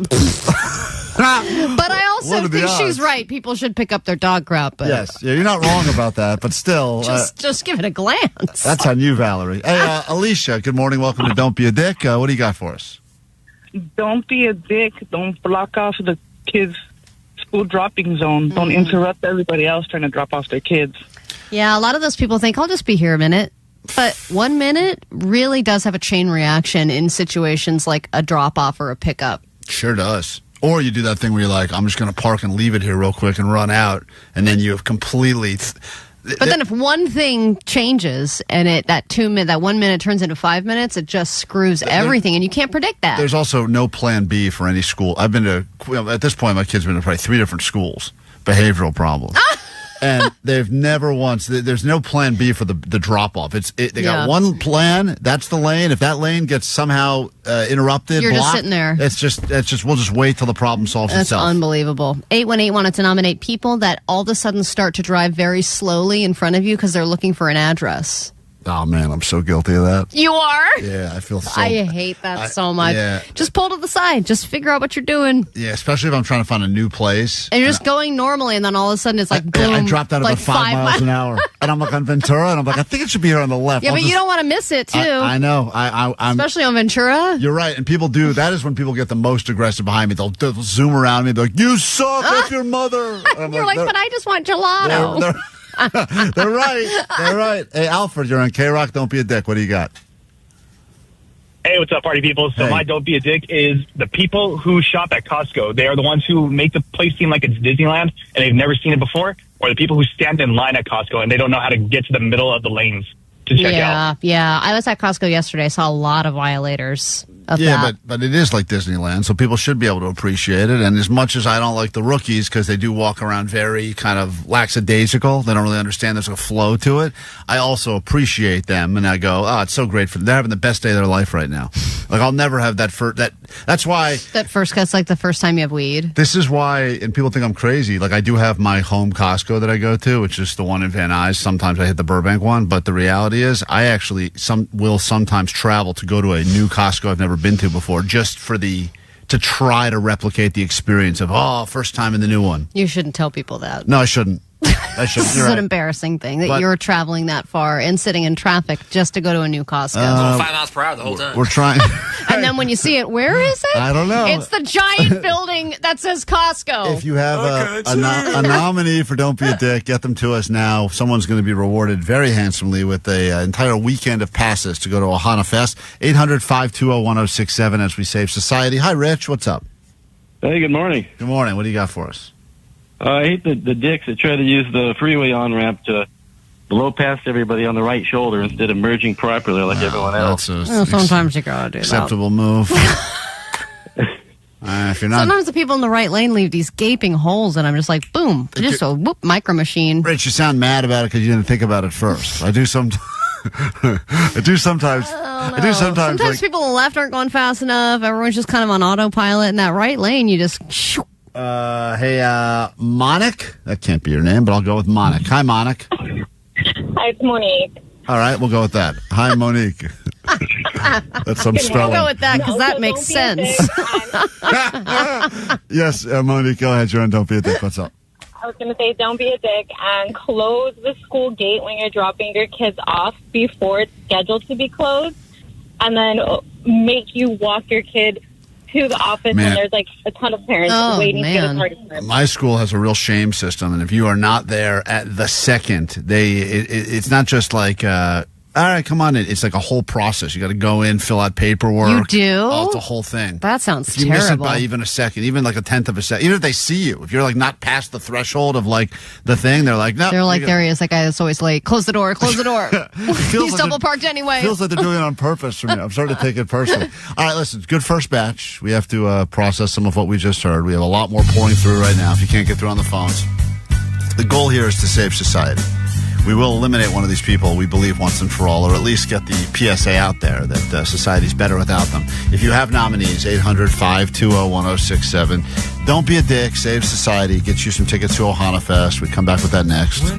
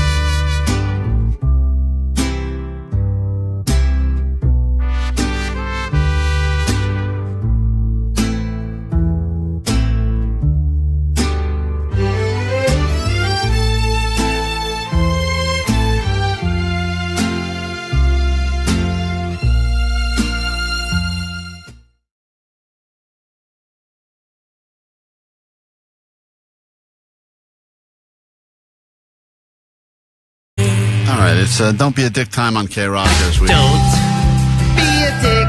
How to save society, and we will vote out one of these people once and for all. Who do we vote out of here? We've heard some great nominees already. People that do dickish things. And it can be petty, sure, but also some bigger stuff as well. Winner will get themselves tickets to Ohana Fest this weekend happening at Doheny State Beach. And you will do your part to save society. Let me say hi to Sean on Don't Be a Dick. What's up, Sean? Hey, good morning. What do you got for Don't Be a Dick? Hey, yeah, I'm a DoorDash driver, and these people who actually get a whole shopping cart full of groceries with like 4 cases of 36-pack water to an apartment complex, and they don't tip. I get $4 I got last week for that, and it took me like 5 different trips in the car. Wow. Yeah. So when someone puts an order in and that order is extra heavy, that would be, I mean, at that point, multiple cases of water, apartment building, elevator or no elevator? No elevator, but I had a access code gate and all that. No, that's the worst too. There's like all these codes and things that you have to get through, and when you're holding water too, you don't have a hand free to grab the handle and do all that. That's a great Don't Be a Dick right there. But you know what? It's kind of smart. Why am I lugging my water around like a sucker? You let someone else bring it right to you. I could do it for $4. Just tip this guy. Apparently, I'm doing it all wrong. 562, my Don't Be a Dick nominee is the elderly person that makes small talk to the cashier and uses their trip to CVS or wherever as a nice social outing. Yeah, I know. I very easily do hate getting stuck behind that person, although I try to remind myself that this, for them, is probably the highlight of their day. I and know. the highlight for their day is the low light of my day, but it would be nice. And I thought that certain grocery stores had a special lane they created that was like the chatty there lane. was a They tried chain it that out. did that, yeah, And where it was like an old person lane. It was just a special lane that if you wanted conversation, like just like an Uber where you can pick conversation, no conversation, they had a lane. If you want the small talk about the ragu you're about to buy, then you can get in that lane, and everyone else can just go in the lane where they just look down and ignore each other. That's also a regional thing. I think that in California, people just want to move about their day, but then you go to places like Nebraska, and they're like, hey, neighbor, how's it going? And everyone's just socializing. Ruby, you're on KROQ, Don't Be a Dick. We got some tickets up for grabs. We have to find one that we love and then vote this person out of society once and for all. What's up? Okay, so my Don't Be a Dick is the gardeners that blow all the leaves and grass onto my side after my gardener has already been there. And it happens to me on both sides of the house. And then when I go out there and complain, all of a sudden, I'm a Karen. Well, listen, I have a neighbor I have 2 neighbors that have the same gardening service, and on Thursdays he blows all the stuff into the other one's yard, and then on Friday he comes back and takes money again to blow it back into the first guy's yard. I've seen it happen. Don't they blow it into that cool pile and then pick it up? I'm amazed at when they can create a cool leaf pile. It's incredible to like watch. the angles that they need to make that happen. I couldn't do that. It does feel like there's just a lot of blowing back and forth, and if everyone just got rid of it, then it would just be even. It would be spread out evenly. She is right, though. If anyone who complains about leaves is automatically put in the Karen category. Gabby, we give you the final word here. We have to pick a winner and give away these tickets. What's up? Sweet dibs. Sweet dibs. Hey, guys, my Don't Be a Dick is the person who shows up late to the movies, like first 10 minutes of the film. They pull out their phone. They use their flashlight to find their seat. Yeah. That is bad. And also, I feel like it's impossible to be late for a movie now. Yeah, right. Because it's 45 minutes of trailers and commercials. Seriously, 35 minutes I counted from the start time to the time the movie actually started. So if you are still late at this point. But also understand, Allie, for many, many years when we didn't have a flashlight in our pocket at all times on our phone, we would, if you showed up late, you just kind of quietly snuck into your seat. Or you had to wait for a bright scene. Right. That's right.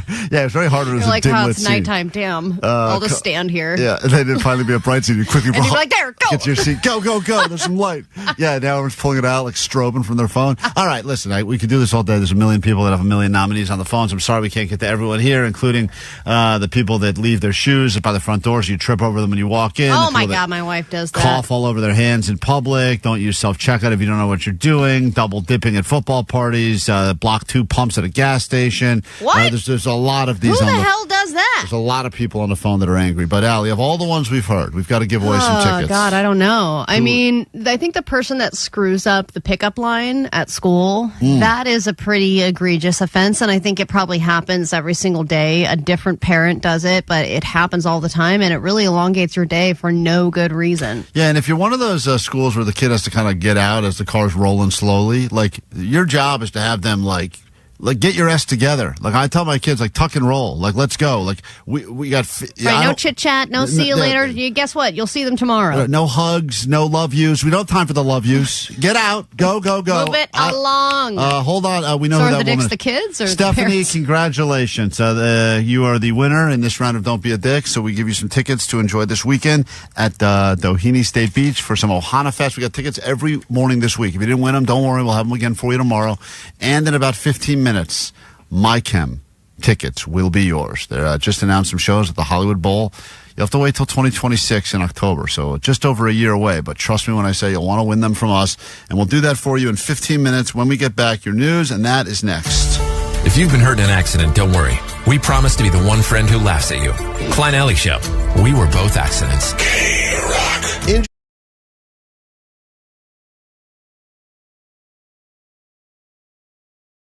Should I be upset about this? It's KROQ, we're a Klein Alley Show, and, I don't have a lot of luck with auctions in general. I don't do them very often, but the one time that I was asked to help MC an auction, I accidentally bid on and won the worst prize you could ever win at an auction, which is a bunch of trees were planted in my name in, I think, 2 different countries. None of them in America, by the way. When will you learn, Klein, to take my advice? If you don't participate in an auction, you can't screw it up. I didn't participate. I was trying to take a picture of the thing so that I could talk about it when I was up emceeing the, sometimes I'll be like, hey, you're a radio host, can you come and host the auction? I was taking pictures of the stuff on my phone to remember things, and I accidentally not only took a picture of this thing, but apparently clicked the box that said, beat the top bid by $100. And so I ended up, they said, congratulations, you won at the auction, and I didn't know what I won. I was like, oh, well, that sucks. I didn't know I bid on anything, but great. What did I win? I thought it was maybe a night, a dinner somewhere or a trip. Do you think they make it intentionally confusing to try and sucker people into bidding, or are you just an idiot? The person that's going to bid on the forest full of trees that'll be planted in Sri Lanka or wherever the hell I planted these trees, I mean, they got me good, and I can't. And that was like $1,000, wasn't it? Very expensive. It was a lot of and I know it's for the greater good of the world and all that, and I'm like a modern-day Bono, but still, I'm annoyed about it. Okay. I had my second biggest auction fail over the weekend.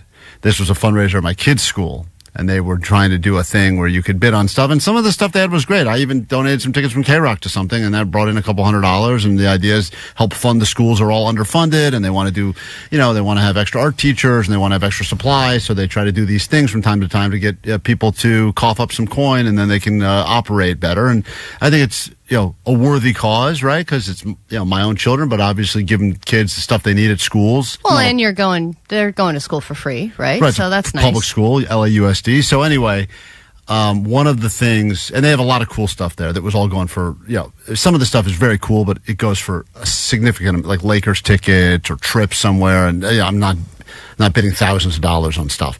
But some of the stuff that was in the more affordable category, one of them was that your kid gets to be teacher for the day in their class. What does that mean? It means the description was your child gets to be the teacher for the day. Dude, your kid should teach a comedy class. They get to teach. That would be great. Penis pasta. Oh That's my like God. the sound God of the day. damn. Whatever. That's what they can call it. So, you can look at their V words. And please turn your textbooks to the penis pasta goddamn chapter. So that's the thing that they really wanted to do. And I also thought, and I go, no one's going to pay money for this because this is like an experience, but it's not like it's not like you're getting Lakers tickets or you're going to, And that sounds like work for the parent.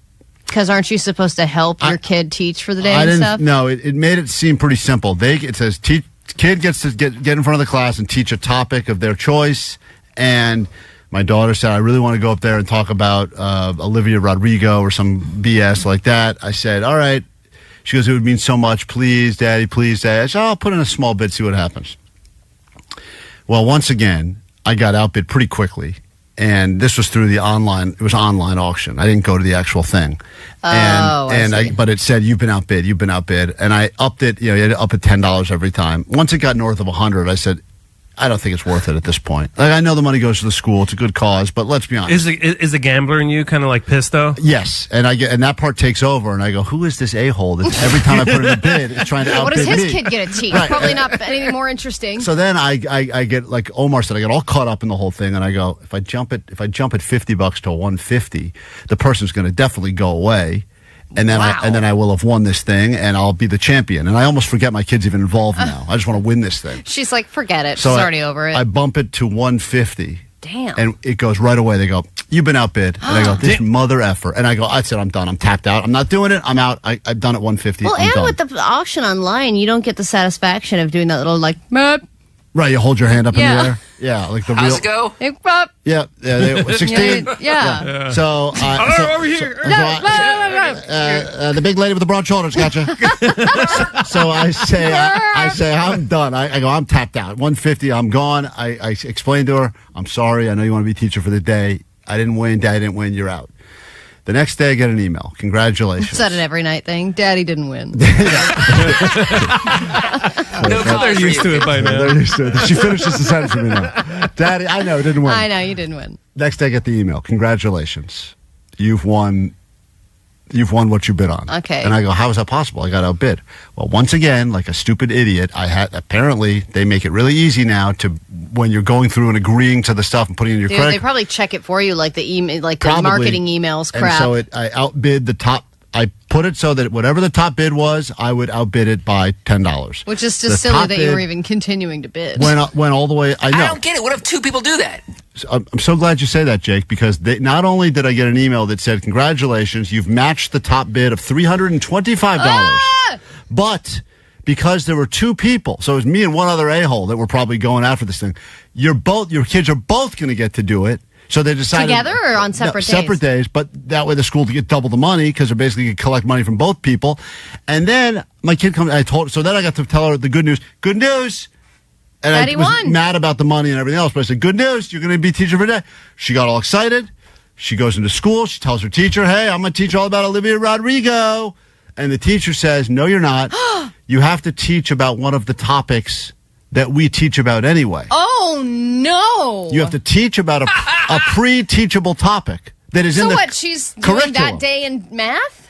And I said, I want my money back. Who gives the crap? So now my kid That goes. is so misleading. They said that you you're can right. teach about any topic? Teach about a topic of your choosing. Now, of course, they meant, I guess, a school-appropriate topic of Well, your nobody choosing. would be that of their choosing. Right. So no I one said- would choose that. So now my kid goes, I don't want to do it anymore. I don't want to teach about math. And I go, I don't blame you. I don't want to teach about math. So what did they badly word this, or did you just not read it properly? no, Allie, I reread it, and it said the winning bidder, their kid gets to be teacher for the day and teach the class about a topic. Of our choosing. Of our choosing. It wasn't of their. It was a topic that they choose or something like that. But it was from a list of like they can, like, if they want to teach, what do they do in school? Art, music, PE. Oh, so you think that they could choose like an elective they get and to then pick. choose? They get to pick one of the things they already do. They don't get to go in there and do a whole class on Olivia Rodrigo. So for now, the whole day. That sounds like such an awful. well, she was all day. excited about it, and yeah, now, I know, but so now she don't want to do it anymore. So now I got to try to so are you going to try and ask for your money back? I am. You are? Yeah. Wow, good for you. You Record that, please. wouldn't normally Not going to record that. go in and do it like you did with the parking attendant. Not going to do that. No, I'm going to let him. Of course, can't ask for the money back. It's like a fundraiser for the school. Give some of the teachers. Yeah, but I'm not. I wonder what the other douche kid is teaching. Sorry, nice too. Yeah, I wonder what they're picking as well. They probably also want to teach about I Olivia know. I wonder Rodrigo. if Cannot do auctions. I'm terrible at it.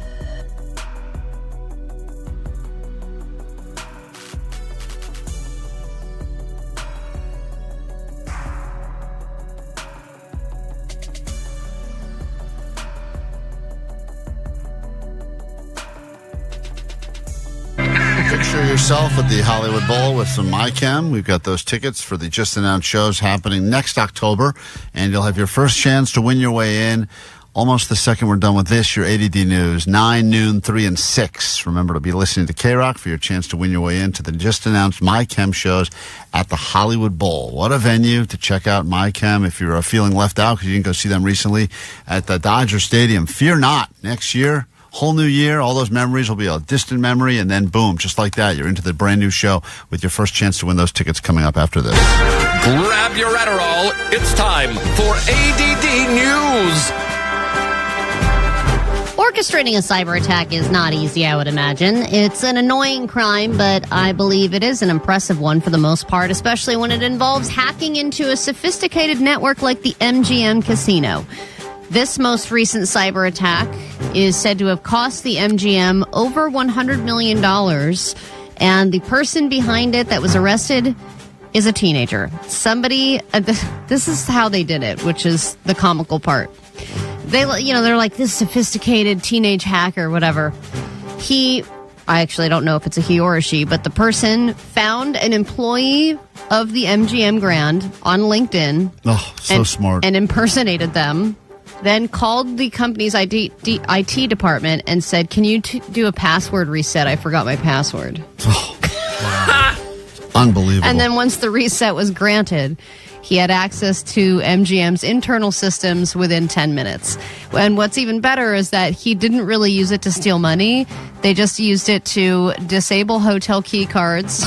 This is the part that's crazy. Prevent bookings and reservations and lock employees out of their email accounts. Right, and they say it cost them, hundreds of millions of dollars, but at the same time, it's like the guy did the hard work and then didn't get any of the sweet rewards. He just wreaked havoc. He didn't, by the way, be like, also, give me the password for the safe where we keep all the money. I know.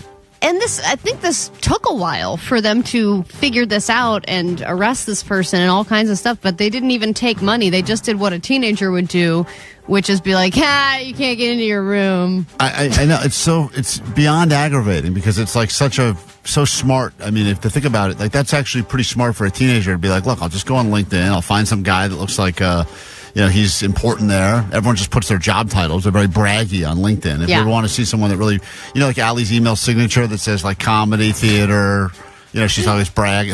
Shenanigans. Her whole email signature is like a resume. People on LinkedIn, they love flexing about all their things. Yeah, pretty easy to impersonate. They're like, here's how to get a hold of me. So, the guy figured it out. The guy email, sometimes phone number, direct phone numbers are on there and stuff. Yeah, it's pretty easy if you impersonate somebody to get into their system. All right, here's a shocking news story for you. Morrissey has canceled some of his shows. No, not Morrissey. He's the Iron Man. Never missed a show. He has canceled some of his upcoming shows after a man threatened his death on social media.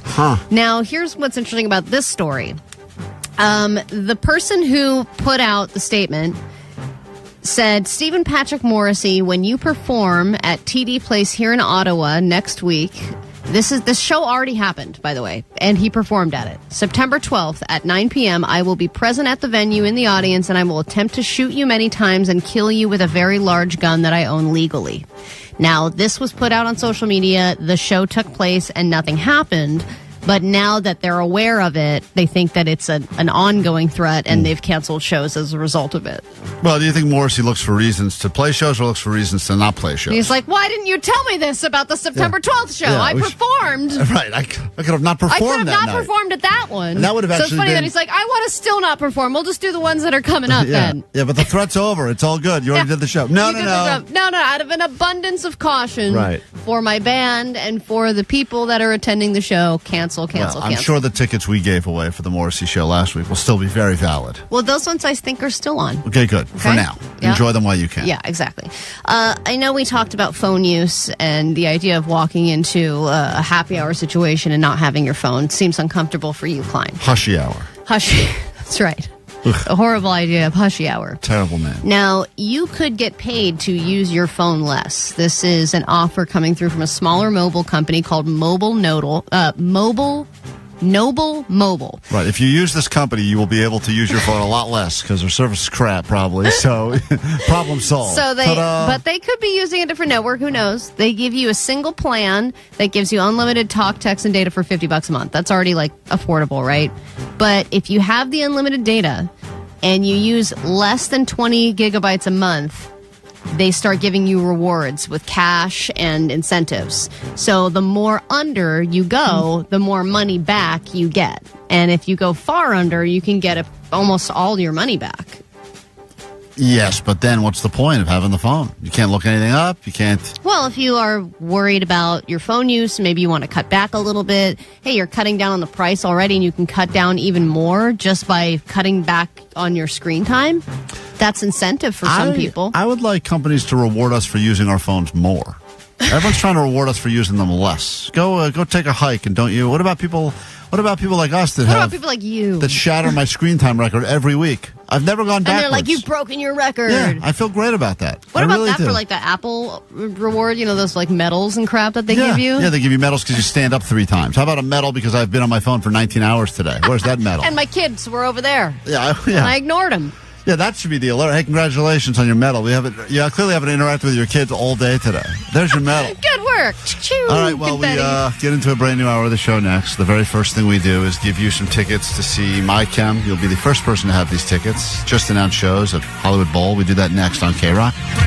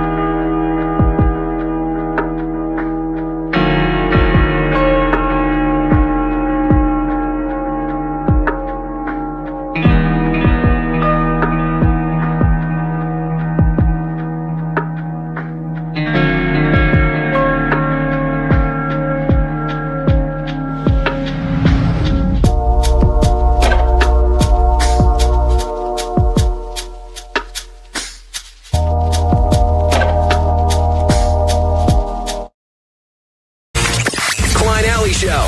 106.7 KROQ FM in HD Pasadena, Los Angeles, Orange County.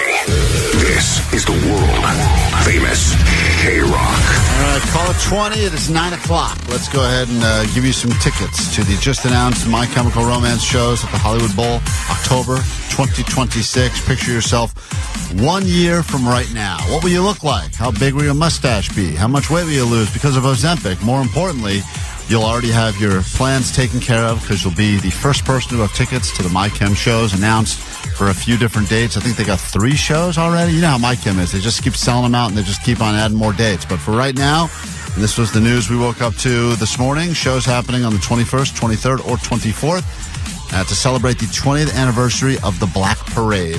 And we get you in right now. Call 20 at 800-520-1067. We'll pick up a winner in a moment. If you are just joining us this morning, you missed the big announcement last hour that we are here, but we are here for your blood. The Stab and Grab Blood Drive. 1 week from Friday, we are asking you to help save some lives. Come, let us stab you, take your blood. I mean, we're not going to stab you. A nurse will, or someone who's actually, good at taking blood. Someone who's qualified. Someone at Cedars, a reputable organization that takes blood. But we will give you stuff, and we got tons of tickets to give you, as well as those limited edition Klein Alley Show Stab and Grab Blood Drive shirts. And you'll get tickets to Knott's Scary Farm and or Six Flags Fright Fest for the first 106. So plan next Friday accordingly so that we can see you on Friday, October 3rd, where we'll be at the Autry Museum, Griffith Park. You can come, give some blood, get some stuff, and stick around for a showing of the original Halloween movie. I think it's going to be a great day all in all. And by then, you'll eat enough cookies that you'll feel normal again by the time the movie starts. Man, I'm going to get all juiced up. They're not going to turn me away this time. I'm going to eat a big hoagie before I get there. I didn't realize this, Allie, but for over a decade now, KROQ has been teaming up with Cedars-Sinai Medical Center to throw the KROQ Blood Drive. And we are at a shortage right now in Los Angeles specifically. 38% of Americans are eligible to donate. Only 2% actually do. And every donation you give can save up to 3 lives. So if you want to be a blood hero, giving you the chance a week from Friday. And we'd love you to come out. It's always a good time. And as we mentioned, unlimited cookies, some tickets, T-shirts, and much more. And I know they always say, too, that summer is like the lowest time of the year for blood donations because everyone's just out and about and they're like soaking up the sun. They're getting all their summer vacation in. So this is the time to do it, especially smack dab in the middle of Jason. I know you're busy, but this is gonna help save lives, so it's all worth it. Giving you warnings. You have a few weeks to plan your schedule accordingly, but be there for the Stab and Grab Blood Drive. We stab, you grab, and everybody wins. All right, call it 20. We stalled enough. Let me say hi to Grace. Good morning, Grace. Hi, good morning. You will be going to MyChem at the Hollywood Bowl. Yay! Thank you. You are very welcome. Thank you for starting your day with us here on KROQ. And good news, if you're not Grace, but you still want to go to the show, you'll have more chances coming up today at noon, 3 and 6, and we'll do it again tomorrow morning at this exact time. So just keep listening all week, and let's get you into the Hollywood Bowl for some MyChem. All right, well, Allie and I are battling it out for who had the worst weekend. Huh. We will both make our cases in moments, and you can help decide. It's coming up after Lincoln Park on KROQ.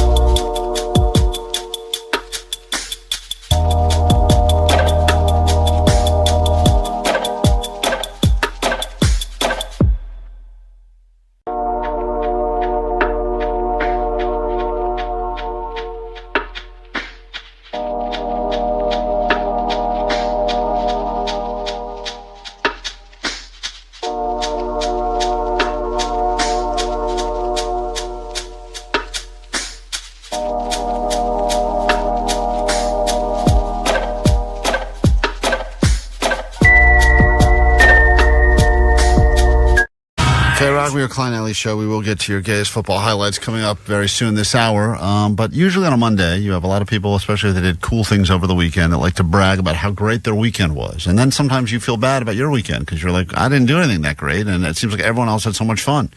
So we will now share with you why we believe we had the worst weekend, and then maybe, just by hearing these stories, you will feel better about whatever you did or did not do this past weekend. Yeah, so on Saturday, I had to drive down to Carlsbad near San Diego for a friend's birthday. It was her birthday. She decided she wanted to do a pool cabana from 10 a.m. to 1 p.m. Just a little morning splash type of thing, which is a very long way to travel already for a 3-hour window. But, of course, it's her birthday, so we're going to make the drive. Was it a significant birthday or just a regular birthday?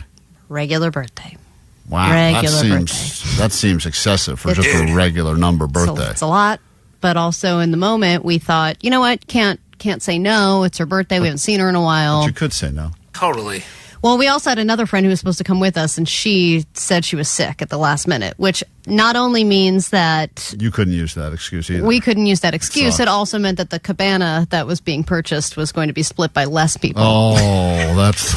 I was like, oh, no. And then I was like, hey, to my friend, I was like, anyone else you'd like to invite last minute? I was reaching out to my friends to try and get them to show up. I was like, guys, what are we doing? If we can get 16 more people in this cabana, it's only going to be $50 I was each. like, what's the limit? 7? I will fill it up. So you hate that. As a cheap person, you hate it, but then you also have to drive a long way. And it's not even for like a dirty Thursday. It's just and a it's regular. not even an all-day thing. Right. It's just a few hours. They kick you out at 1 They o'clock. got to resell the cabana. Yeah, I know. The next group of suckers. So we decide, okay, we've actually been to this place once before, and in Carlsbad at 8 in the morning we left. We got there in 2 hours.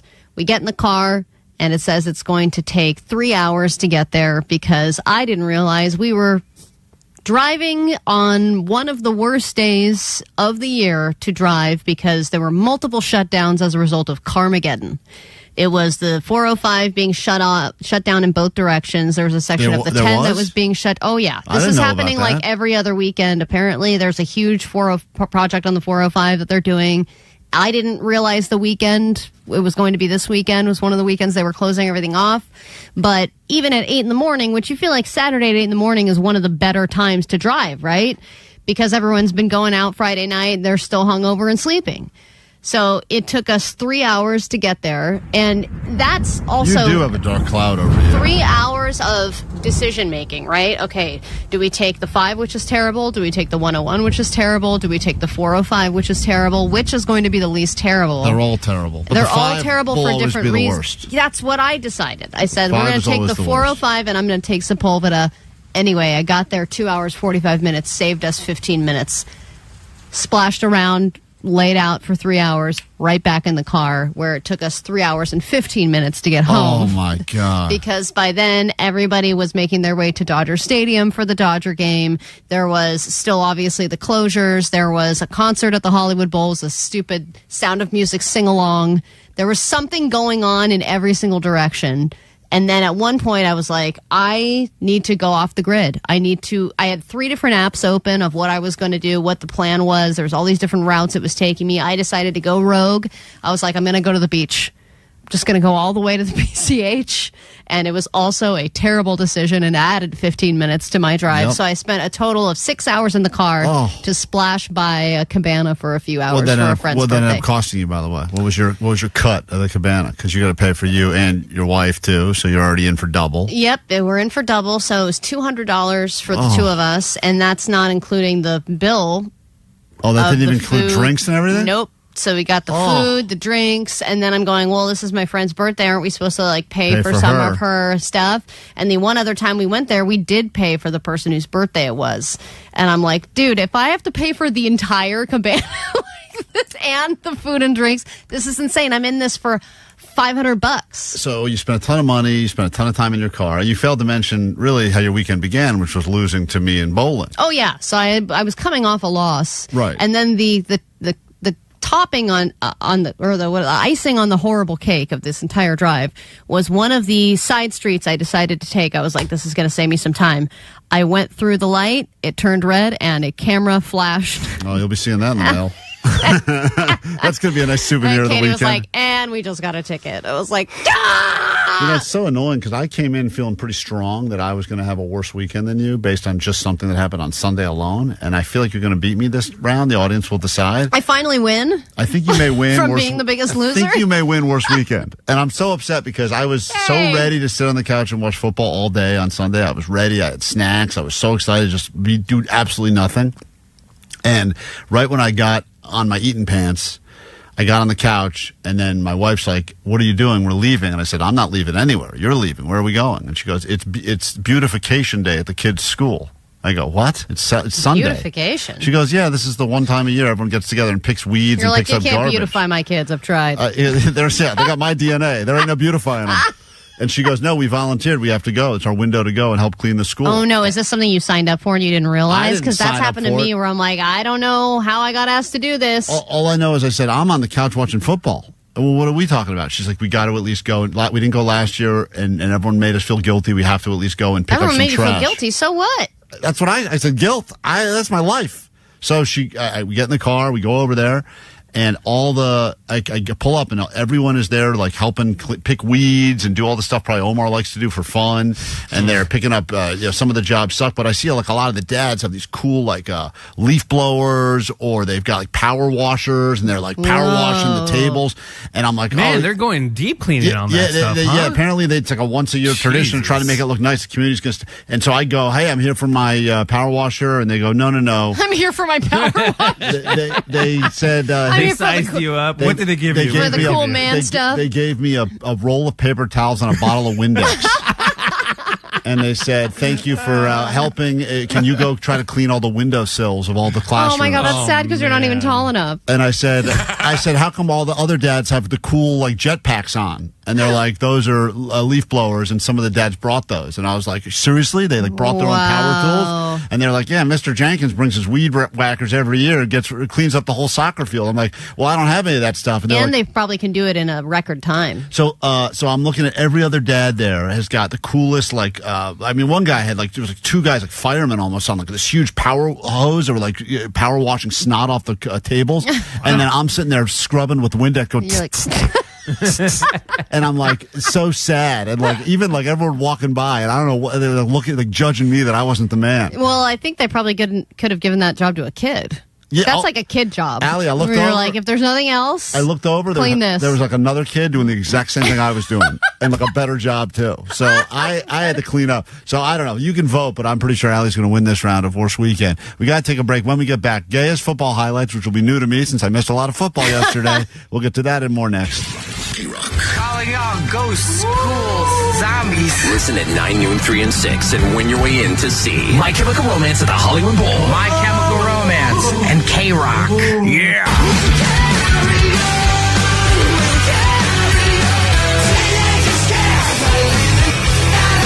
Celebrate the 20th anniversary of the Black Parade, October 21st, 23rd, and 24th. Courtesy of Live Nation.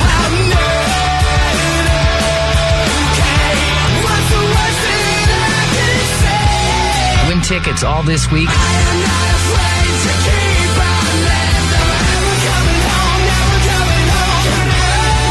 Nothing poignant to say, just holy. Keep it on KROQ to win. The World Famous KROQ. Need an.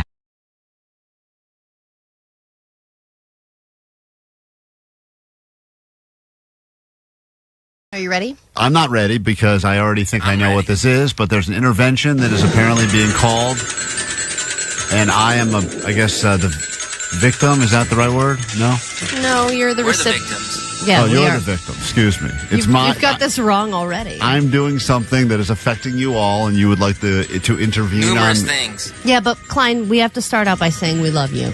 And we're telling you this because we love you and we want the best for you. And I know you're turning into the person that you don't want to be. I know that you would see yourself walking down the street and you would say, that poor sucker, I can't believe he's living his life that way. Well, I don't accept your love. Why? Well, Come on, this is just resistance. This is a silly way to start. And usually I thought the way it's supposed to work is I'm supposed to walk into a room thinking that we're having a pizza party, and then you guys are all sitting in a circle going Yeah, like, let's get some pizza. yeah. I mean, you could have at least gotten me some effing pizza here. Okay. That was always the most jealous of that part of the intervention, was the part where the people got like a cool surprise party for like a second, and then they realized, oh, wait. And they're like, have a seat. We're actually in a conference room. yeah, like I at least wanted that part of it. Oh, everyone's here. Hey, guys. What's going on? This is my half It was like birthday? the first 30 seconds. Yeah. There's something new that you're doing. There have been things that you've been doing for a while. Yes, you are on your phone a lot, and we'll get to that. But there is something specifically I want to bring up, and then I'll let everyone else share different ways that you're affecting them negative. Not Vanessa. She's not sharing, is she? Yes, she is. I'm sharing. Vanessa. Thought we're cool. Now, after the show is over, 95% of the time, as soon as we get off the air, we say our goodbyes, have a moment to ourselves, start to talk about the show for tomorrow and what we want to do. You take out your AirPods and you put them in your ears and you just leave them there. Might not be on a phone call, might not be watching or listening to anything, but you've got them in there. I called you out on this at one point and you said it's so I don't lose them. Yep. You're the guy Stand by that's that. walking around with AirPods in at all times, even though you're not on a phone call. And you will do this during meetings. You will have your AirPods in during meetings while we are trying to put together the show. I have no idea what you're looking at. If anything, I don't know if you're paying attention or not. Don't be the AirPods guy. Please, you're bigger than this. You're better than this. You don't need to be the AirPods guy. Just put them away. All right. Well, let me just start by saying I can already stop this problem. I lost them. Oh, great. All right, next. Really? You did? You lost Yeah, them? because So your big plan did not work whatsoever? Yeah, because I didn't put them in my ears one time, and now I've lost them. So I have the case, but I don't have the AirPods. But there are many different things that you are doing to avoid direct communication and contact. Jake, do you want to go next? No, hold on. I thought we just solved the problem. Problem solved. No, there's a lot of numerous problems. There's numerous That's not problems how that are intervention- funneling through the same thing. BS. That's not how interventions work. You pick one thing. You're on meth. Let's deal with the meth. The problem is that you're not present and you're not listening. There are a lot of different ways that you're doing this, and there are a lot of different people who are affected by this individually. I listen better than anyone. I'm the best listener. I do. Jake? Yes, dear Klein. Oh, I hate this. I'm Your not listening. behavior has affected me negatively in the following ways. When I load audio onto Vox and tell you what it is, and you don't acknowledge that I said anything, and I have to say, "Do you hear that?" and you still don't say anything, and I say, "Klein," you go, "Yo, yeah." And then when I talk to you over the comm to tell you something or ask you if you're good on audio, and you don't answer me, but actually it's worse. You do answer me, but you don't take the effort to press the button, and I see you on video not pressing the button but saying stuff as if you pressed the button. I can't hear you if you don't press the goddamn button. Wow. This is not a good intervention. Also, you still owe me $300. First of all, I've Okay, seen, that's irrelevant. I've seen intervention. They've never yelled at the person like that and made them feel bad about it. No, they're supposed to cry instead. We do a lot of checks and secondary checks. It's too many checks. I say, can you put the audio in? If the audio's in, to me, that mission accomplished. I don't need hey, did you get the audio? You need a good job? You need a pat on the ass? He needs confirmation that you received it. Allie, how annoying is pushing this button? It's not annoying. Oh, you reach for it, and you're like an inch away. And then you can't do the extra inch. Right. I end up pushing it a lot for you because you can't make the effort. Fine. Let me bring up something that just happened like 10 minutes ago, and I did not get confirmation on this, and this is part of the problem. Is I put in this brand new, shiny goat line bed that we're supposed to use when we go through the goat line bed, right? Yes. And I chime in, and you're distracted because you edit everything last minute. I'm like, hey, dude, just so you know, the goat line bed is in there. And I don't hear anything, so I'm guessing that you heard me and you see it in the system because I loaded it in the system. That was a Did fail. you play the goat line bed? No, I did not. No. Why? I had my AirPods in. I was tuning you out. Which 909 said, what do you care, Allie? It's none of your business what he's doing with his AirPods. And generally, it's not. No, I don't it's want to when be we that are guy. You're at right. work I don't want in to a be that meeting. guy. Sometimes you see some people that you see go, I don't like that. I don't know that person, but I don't like them based on that. And I don't want to. Once people get to know me, they don't like me. But I want them to get to know me first. I don't want them to not like me just on how I appear. Exactly. And when I put the AirPods in, it was my plan to not lose the AirPods. But in a meeting situation where you're talking to people, it cancels out like 75% of the audio, the sound. No, it doesn't because they're not on. Yes, it They're does. just They're resting. not on. How big are your ears? Dude, look at them. They're huge. Look how big my ears are. They're No massive. wonder you lost them. Yeah, I'm sure. I think could be in there right now. All right, There are Johnny. 4 pairs in there. Johnny, do you want to go? I don't like this intervention, and I think we've covered it. I'm ready. We've covered enough. One thought per break, guys. Too many thoughts. Okay, mine is really quick. Mine is just, and I know this kind of lends itself to your disability, but I have. Lends itself to my disability. You're the guy that thought the Iditarod was hauled around by a bunch of Jamaican guys. All right, stop deflecting. It lends itself to your ADT, but I have one for when you walk. ADT? You got the disability. Your security pal. system? All right, let's move on to Vanessa. All right, let's hear Johnny out. I like what he's saying. Go ahead. Whenever we're talking to you or I'm talking to you, you do this thing where you kind of listen, but then like after like 4 or 5 seconds, you start like drifting and walking away from when we're talking to you. And you're like halfway out the door with your bag, and you're like, all right, yeah, I'll tell Senator, and then you get caught up in the conversation. Guys, I understand the point. Yes, but then what Omar's saying is that you aren't really listening. You're just trying to make us think that you're listening to us. I am listening. Sometimes it doesn't need to be said in such a long. Johnny will say like, "Hey, I'm going to post something today at 2:00." I go, "All right, cool." To me, that's everything I need. He goes, "Thinking about 2's better than 2:30 because if I go 2:30, it's going to be too close to it." And I don't need. I walk out. I don't need all that. It's too much information. All right. I got a busy day. Vanessa? Piggybacking at everyone, pretty much. Is that how you say it? Anyways, when we have meetings and you're on your phone. Guys, I hate meetings. And you're like in social media, I don't know if you're paying attention to what I'm saying. And you know I don't speak very well, so I need full attention. Vanessa, what did you just say?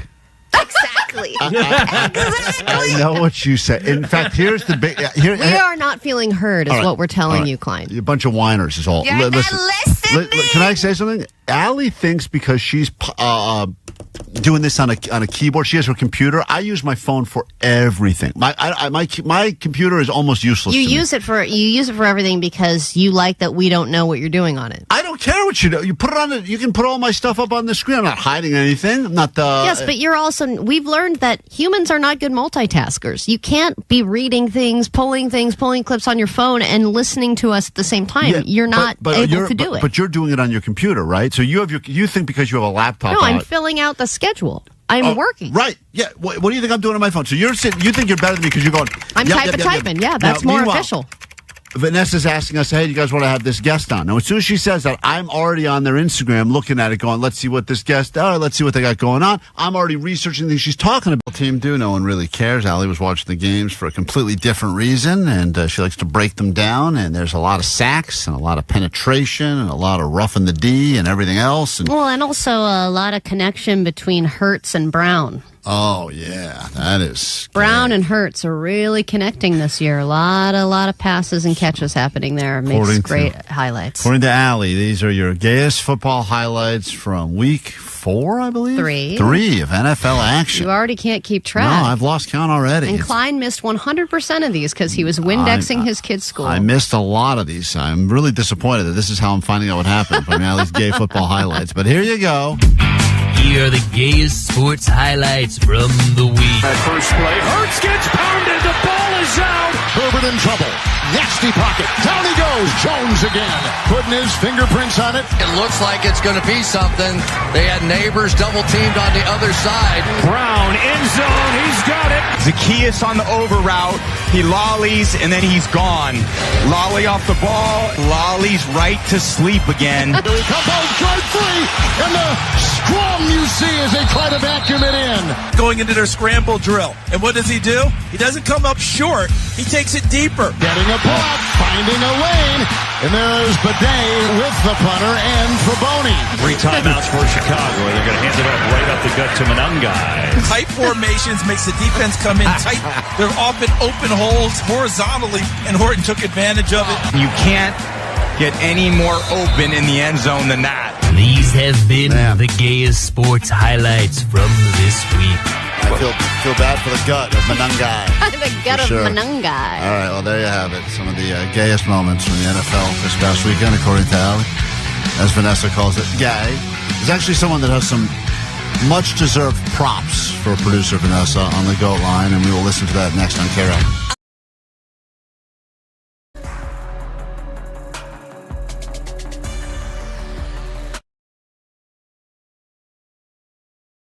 Yes, but then we will ask you a question and you will not answer. I'm sorry, what? 909 said he is listening. He just doesn't care. That's right. He is listening. He's just not paying attention. Leslie? Yes. Klein. Yeah, hi. I think you're at the age now that you're using your AirPods as a hearing aid. Okay. Mystery solved. Get off my lawn. 310 said that they are completely on your side. # free Klein. Thank so you. So you do have supporters, Klein. Thank you. All right, well, anyone else have anything like that, or does everyone feel like they've been heard? I feel better. Do you guys feel better? I feel so good. You also stole my Instagram photo. Jake has many problems with you. Jake, this is a different thing. They stole your Instagram photo? I will defend this story. This is so ridiculous. I'm driving down from the mountain. I'm driving us back from, because I'm the driver, of course. Let me do an intervention on you lazy asses that I got to drive around. All right. So now I'm driving you. They're giving me a hard time because I'm trying to drive and take a picture of a cool view driving down the mountain, okay? Multitasking again. And they all say, come on, focus on the road, dude. You got all these lives in here, these valuable lives. So I said, fine, Jake, do me a favor. Get a picture. So Jake takes a picture. I said, send it to me. Mm-hmm. It was a nice picture, so I posted it. What did you want, a goddamn credit? You said you didn't give him photo credit. Oh, F you, Jake. Because I cropped it. I did the vibrance. I made the contrast. I made it cool. Whatever, man. I don't accept this intervention. That last point is the stupidest thing ever. Strike that from the record, all right, please. Forget this whole thing. It's KROQ. Thank you, everyone.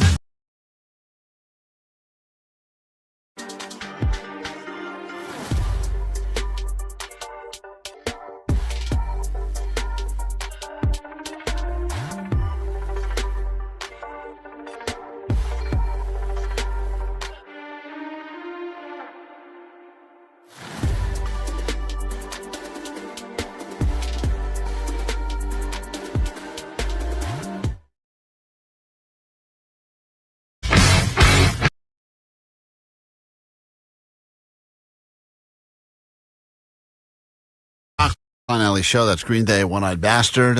Someone with some props for Vanessa. A lot of the things we talk about on the show may just go in one ear, out the other, as it should. This is meant to live and die in the moment, but every once in a while you live your life and you realize something they said on that show actually saved my ass. We did, guys. Just got back from Vegas right now. Have a little story of something. Sharing a hotel room with 3 other dudes. We're in a hurry to go. This is our first day there. Everybody wants a shower. So I'm the last one to shower, and I get out the shower, and I realize there's no towels. There was only 2 towels in the room. And what do I find? Nice and dry and clean and hasn't been used yet? The tiny towel. Yeah. And now I'm a big dude. I mean, I'm 5'11", 270 pounds. And wow. That is a very tiny towel. You can lose that towel. Yeah, I mean, he's talking about the tiny... That was a normal towel, actually. That was just a normal towel. It was a tiny towel, a regular. So this is Vanessa's point, is when you least expect it, but you need it most. That's a great example, too. You're sharing a room with a bunch of friends and you burn through those towels. And you can decide, do I want to use my gross friend's wet towel or go with the really small one? It's just... Yeah, I mean, I kind of would go with gross friend's wet towel. You would? Over a clean towel that's just really small? Allie, you are nasty. You really are. Look, nasty bitch. You're wiping down a clean body. Yeah. And the person who wiped themselves down had a clean body. It's wet too, though. It's great. It's got double strikes probably against damp it. at most. This guy went with the tiny but they're towel. also cleaning their butt crack, or drying their butt crack with that in their groin area. Well, are you really getting that in there? Oh yeah, really? That's when you really dry it. You go all the way. You clean colon. You kind of air dry that area. No. And now I'm a big dude. I mean, I'm 5'11", 270 pounds, and tiny towel did its job. Now, if only that was Vanessa load towel, that would have been even better. But I mean, it's not. Whatever. I'll take it. Don't call it load towel. Load towel, tiny towel, saved my life. Thank you, guys. So Vanessa, right, spot on. That's why it won a Lifetime Achievement Award on our show. Did it save his life? Well, it saved him from being in a situation where he was towelless. I don't know what's a worse feeling when you finish going number 2 and you realize there's no toilet paper, like the feeling of helplessness, or when you are done in the shower and you realize there is no towel. Well, there's and no you're towel cold, around. so you're wet and cold, and having been in this situation where I was at the gym and I didn't realize I forgot my regular size towel, and I used my gym towel to wipe myself down. I will say it did save my ass and clean it, but it takes a long time. You used a sweat towel? That was all I had. Oh, man. And it was like, all right. You're really giving Jake a lot of opportunity to play his nasty bitch drop. It's the only one I have. It's good. Thankfully, it's an easy one. Everything she says, that drop works, apparently. So it was also a wet towel and a dirty towel because I had been wiping my face, my chest area, and then I've been wiping off my makeup pretty much because I don't take my makeup off before I go to the gym. But the point I'm making is that you wear makeup? Yes, I've told you this a million times. Oh. I'm wearing makeup right now. Oh. You can't tell? No. You would be able to tell if I did not wear makeup. Put it that way. Nasty bitch. Nasty bitch. The point I'm making is that it takes a long time. It took a long time to wipe everything down. Vanessa, doesn't it take a while if you're using the tiny towel? It takes a while, but it's clean and unused. That's right. Yeah, she doesn't want to get grouped in with you in that grossness. And I get it. Way to distance yourself far away from Allie there. I think that's smart. I'm just saying. It's funny because this message, hold on, this guy. I'm just saying it's a time saver. This person claims that you have said your new saddest sentence ever. And I think once again, this is let's not just constantly rip on each other so you guys can feel better about yourselves. But these are 2 back-to-back calls. Both of these are very sad and this one I thought started as a compliment and it ends up making me feel now worse about me, what is it? Which is not good. And then there's the person that obviously claims, Allie, that you are, you've reached an all-time new gross low. Okay. So here, at least I'm honest, all right? And you know what? I can make you feel better about yourself because you're not as disgusting as I am. Sure, if that's my lot in life, and if that's being inspiration I can provide, so be it. Listen, this started as a compliment and ended so badly for me. Guys, I might be listening to the show too much because last night I had an amorous dream about Klein. Now, I had to look up what that was, and apparently that is her way of saying she had a sex dream. You didn't know what that meant? An amorous dream about me? Amorous? I thought she meant we were fighting or something. I don't know what that meant. Because last night I had an amorous dream about Klein, and we had bleep oral sex, unbleep. Now, I don't care what you say about his sausage toe, his obese eyelid, the fluffiness, the monster face, or the 2 buttholes. It was hot. So, like, she's trying to say a nice thing, but in that, multiple insults. Thank you for that. Have a great week. Sassy. Thank you for the call, and I'm glad that we gave you a sex dream. But this, Allie, has become your new moment of shame. I guess we'll move away from this compliment sex dream this person had about me, and we'll move back to you being a disgusting slob. Well, yeah, because I think this person... Has anyone had a sex dream about me? Maybe there's some calls about that. Let me see here. Hold on. Political rant, Klein speech review. Okay. Greg is reviewing the food in rehab. Oh. We are live in Los Angeles. Would we consider growing the show outside of L.A.? $2 million Monday. Tiny towel saved my life. Props to the Bud Light men. Thanks for the bowling. A lot of those things. Then there's Moist Joyce update. Okay. Is there any sex dream stuff about me? Magic is the best card game ever. Stop giving Jake a hard time. Okay. Klein has meatloaf toe. Butt crack and speech. Sex dream. Just listen to that one. Handicap ticket. No, nothing about sex dream. Give Jimmy Kimmel his job back at KROQ. Maybe tomorrow. Fall in the hall. Let's celebrate. You know, you can will yourself to have a sex dream. So please, somebody just say it to yourself before you fall asleep. I guarantee you won't regret it. And there's nothing here about you, Allie. Okay. 0. But I will play the call and I believe that this, I think, sums up. Is this the one? This is the angry man about you. We've played that already. This is the one where the person says that you said that your new grossest thing ever. And you remember what that is? No. I can't keep my grossies straight. Jake, play the clip. The clip of what? Of Allie. Oh, the nasty bitch one? Yeah, that's all you got. Nasty bitch. Here it is. I love this show. Allie on Friday's show described herself as, quote, a sweaty, splotchy mess sitting bare-assed on a bench in a locker room at a YMCA. Jesus Christ, that is a new low. I love you guys. You are disgusting. Thank you, sir. That was a full-size towel, too. We are here to amuse you, even though that's not necessarily our goal. It's KROQ.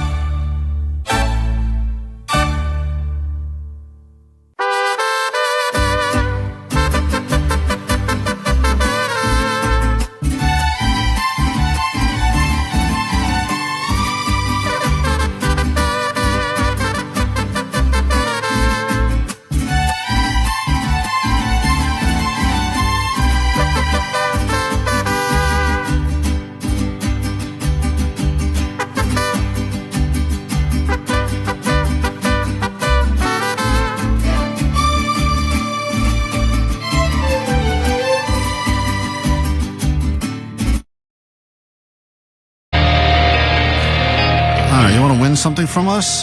Jake was out and about at the Nine Inch Nails shows over the weekend, couple of shows, and he went up to people that were wearing shirts with bands on the shirts to figure out if they knew anything about the bands on the shirts. I would imagine probably a lot of Nine Inch Nails shirts at the shows, but I think the real cool kids, they don't wear the shirts to the bands they're currently seeing. Well, Jake said at the Nine Inch Nails show there were a bunch of people that were wearing Nine Inch Nails shirts, including other celebrities and members of other big bands. And that's where a band goes, we support you, because the Nine Inch Nails is one of those bands that other bands love. Yes, and they love to love. He saw everyone. Did you go up? Did Havoc, you once again embarrass yourself in front of Danny Elfman and ask him if he remembered you again? Sure did. And did he remember you this time? Sure didn't.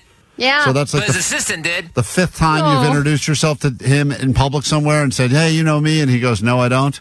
Pretty much. It's a tradition now. Yeah, I mean, one of these days. You think he would remember you just from all the times you've asked him if he remembers you. Yeah, and he's I know, like one of these days, though. Guy with a dog and a backpack keeps asking me if I remember If him. you'd like to play the game, you can call us now, 800-520-1067. The game is called Do You Know the Band on Your Shirt, which we'll get to in a second. Here's the guy he approached, though. What's your name? I'm Michael Mraz. Michael from where? El Sereno. Where did you get that Foo Fighter shirt? I got the Foo Fighters shirt at a show in New York City at Madison Square Garden the night before my birthday in 2011. It was also the night before I started dating my wife. She is in the bathroom right now. So this is the guy. Jake approached him, clearly waiting for his wife to leave the bathroom, thinking he has a moment to himself, and Jake approaches. He's wearing the Foo Fighters shirt. He's got a whole story about where he got it at a show. It seems like that was an impactful moment in his life for a variety of reasons, which makes me think he is going to know a lot about the Foo Fighters. Yeah, I mean, he seems like a little bit... You know how some people just seem like they have a photographic memory? He's got that voice, that convincing voice. Yeah, where he knows immediately the day something happened, the year something happened, and what he was eating when it occurred. I wish I had that memory. Yeah, you have the opposite of that. Opposite. So, She is probably losing me right now.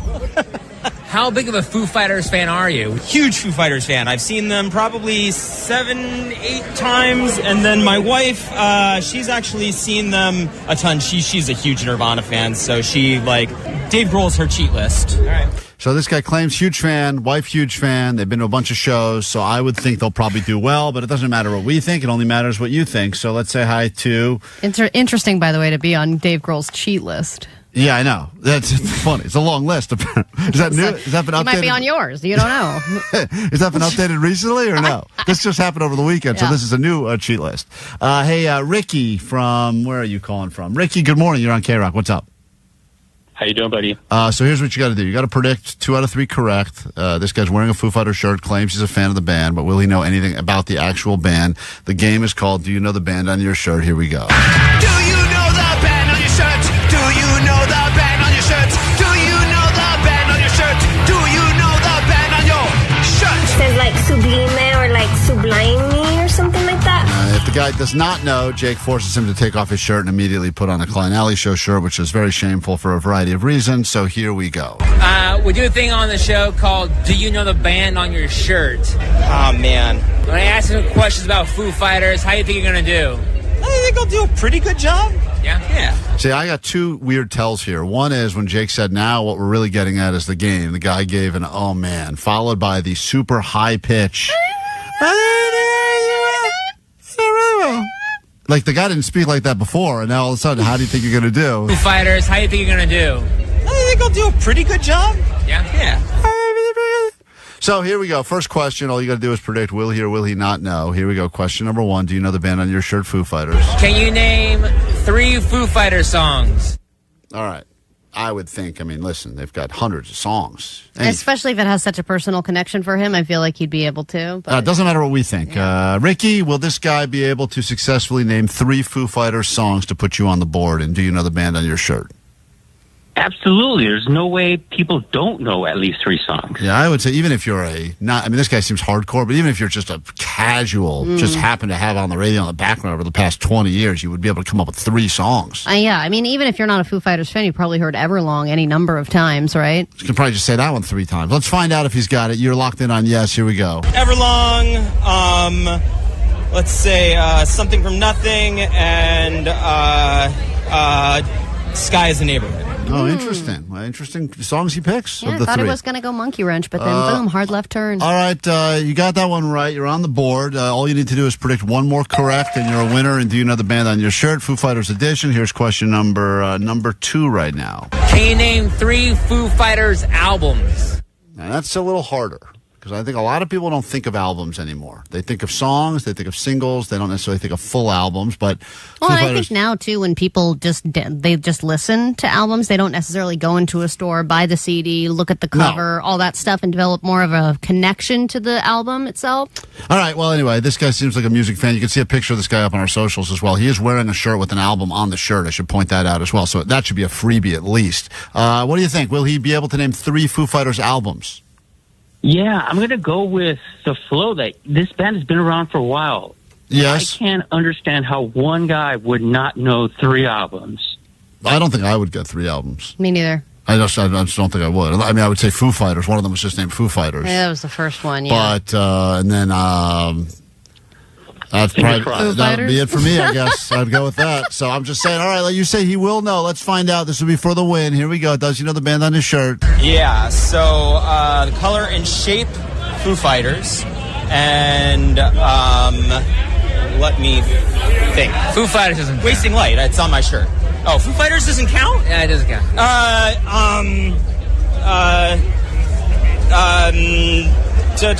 Skin and Bones. Wow. This guy got it. Hey, look, with the live album. That's incredible.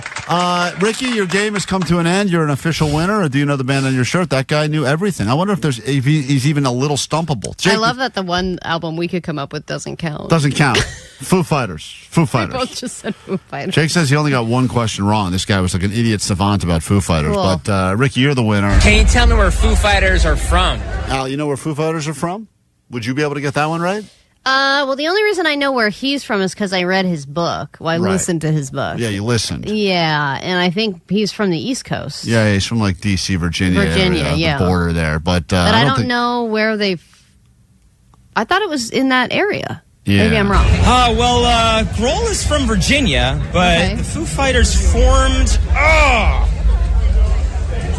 They formed in California, didn't they? I think they formed in California. And apparently that is not right. They are a Seattle band. Credit for Seattle, 1994. So now you know. All right, congratulations. Hold on one second. Give that man a prize. Thank you for playing. Did that guy ever see his wife again, Jake? It seems like she was in the bathroom for a long time. I don't think they ever did. Okay, well, She great. was definitely having an issue. That whole interview happened. Or there was just a long line. That's crazy. All right, quick break. Back with more show now. Klein. Alley Show. Klein Alley Show. 106.7 FM. KROQ.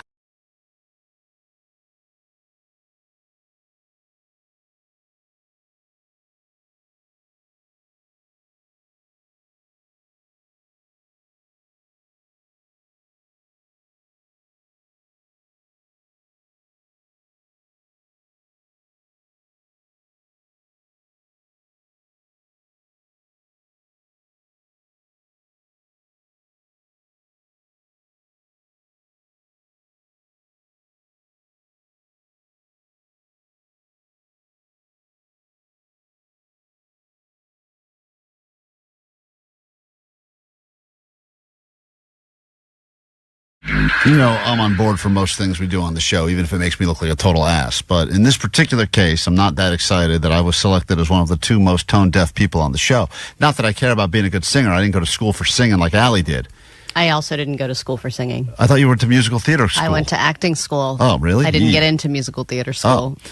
Well, anyway, and I know Jake thinks he's like the star of every karaoke bar he goes into because he's got his go-to songs, and he is the lead singer, technically, of the short-lived band Rip Nasty. Yeah, but I think Jake always sings obscure songs at karaoke that no one really cares about. Right. Well, no one would know if it's good or bad because no one's heard the song before. Because Exactly. it's the side project of the cousin of the guy in A Perfect Circle or That's something. a good band. Right. And then you got, Omar, who's clearly musically inclined because we all heard how he slayed the clarinet during Forced Resolution. So you're down, and Johnny's a musician, plays guitar. So really, just process of elimination. You're the least musical out of all of us. Well, I think we'll prove you wrong in a few moments when you hear me attempt to sing songs. Most of these songs I had never even heard before. Most of the ones you told me. These are not just KROQ songs. We wanted to go beyond that. I don't think any of them are KROQ songs. We chose top 40 #1 songs that have been nominated for Grammys, songs that people are obsessed with right now. So we call this thing Tone Deaf for Deftones, up for grabs, pretty sweet prize. You will get to go see the Deftones at the Kia Forum this Thursday, and one person who wins tickets from us, and I believe today is the last pair. People won them all weekend, and we gave a pair away yesterday, a couple pairs we got today. Do we have 2 pairs today to Vanessa to give out? Yes, 2 pairs. Oh, even Nice. better. Wow. The plot thickens. 2 pairs of tickets. We can do this again next hour. Oh, goddamn. I don't think you're going to want that. You'll also get a chance to meet the band, score some VIP merch as well. So it's time for Tone Deaf for Deftones. How was your process of learning these songs and then singing them? Well, I listened to the songs a few times yesterday, and my kids, for the first time ever, respected me because they're like, I love that song. Oh, see, you're getting into their interest. I don't want to say what it is. I don't want to give anything away. And still, I feel like I have no connection to the music. But you'll hear in a moment. And let's go ahead and say hi to Camille. We'll get to go first on KROQ. And Camille, hey, good morning and apologies in advance, Camille. Hi, good morning. All right. It's okay. I'm going to play you some of the song, and all you have to do is tell us, even though I am tone deaf, what song I am attempting to sing. If you get yours right, Allie will write your name down, and everyone who gets theirs right will be in the drawing to win some tickets to see the Deftones. Here we go. Song number 1. I'm having wicked dreams of leaving Tennessee. Can you guys not laugh? Hold on. Can oh, no, let him finish. Hold on. Let him finish. No, we don't need to hear anymore. She already guessed. No, come on. Hold on. I'm having wicked dreams of leaving Tennessee. Are you doing a Dracula impression? I know. Why are you lowering your voice? It's already so much lower than hers. I thought You said because she's gay. I'm having wicked dreams of leaving Tennessee. I thought that's how it goes. This is how. All right, relax. She sees the baby girl. I'm having wicked dreams of leaving Tennessee. Here, Santa Monica, I swear it's calling me. Won't make my mama proud. It's gonna cause a scene. She sees her baby girl. I know she's gonna scream. God, what have you done? You're a pink pony girl, and you dance at the club, oh mama. Camille, congratulations.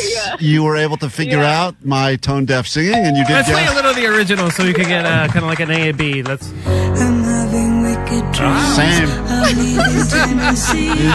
Santa Monica. I swear it's calling me. All right, pretty good. I like that you do jazz hands when you get to the top note. You can't tell the difference. I mean, I know, like most people that have heard her version, that's the one they know. But if you were to play this to people in the streets, they would think that's her. Oh, mama. Who is that, by the way? Who's singing that? Huh? Who is that? What? Chappelle Roan? Oh, thank you. Okay, got it. Thank you. All right, good job. You knew Hold on. that. Come on. I know. I thought that was I don't want to say who I thought it was because I have a song coming up from the other person. You're getting them all mixed up. I get them all confused. All right, hold on. Oh, this is going to be painful.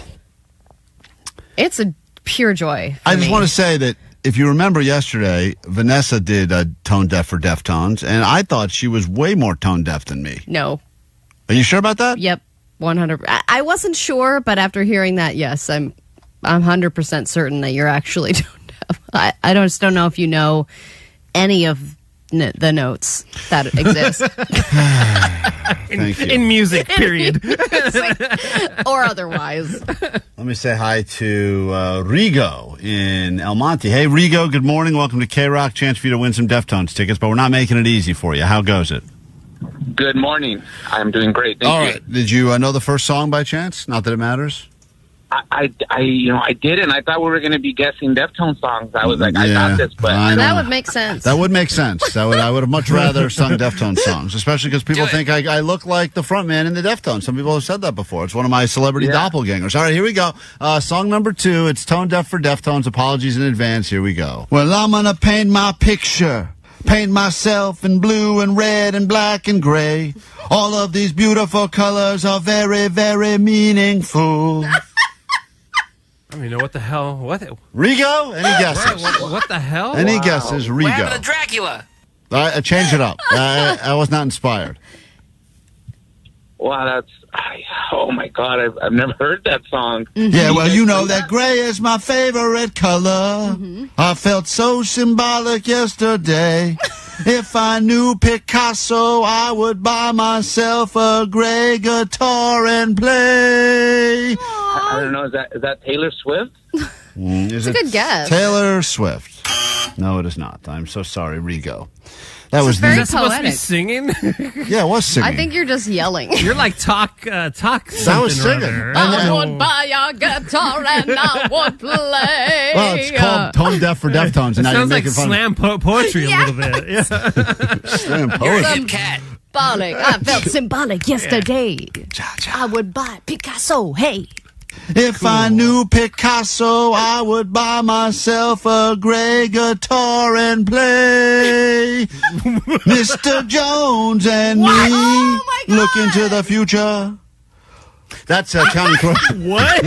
That's Counting Crows. Yeah, we stare at the beautiful women. She's looking at you. I don't think so. She's looking at me. Whoa. You're a fan of this band, and you don't even know how it really goes? That is how it goes. But now that I know it's them, I can hear your passion. Yeah. Because I can tell you like the song. Yeah, play. I'm going to play a little snippet of it. All right, thank you. It's same song.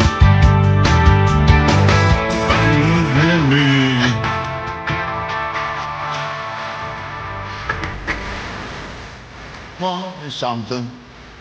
Okay, you don't have any of those notes, man. Well, oh my god. That guy's the lead singer. I'm not. So he's not playing tone Yeah, deaf but or even deaf. the cadence could have been right. Seriously. Even the rhythm of It sounded like a David Bowie song. it look Thank you. Thank you. I'll take that as a compliment. David Bowie's great. Tony, Costa Mesa. Deftones on the line. Tone deaf for Deftones. You ready for your next one? Got it. Let's.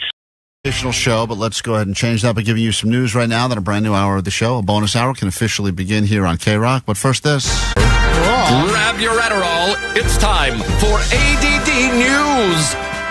Every time I look at the news cycle, there's another weird detail in the body in a Tesla story. This just takes all kinds of twists and turns. They have not stopped. If you don't know, the singer David has a Tesla that's registered to him, and they found a body in the trunk, for all intents, like dismembered body, really gruesome scene. They found out that the woman who was in the trunk was a 15-year-old named Celeste Rivas. Now they are finding out more about her.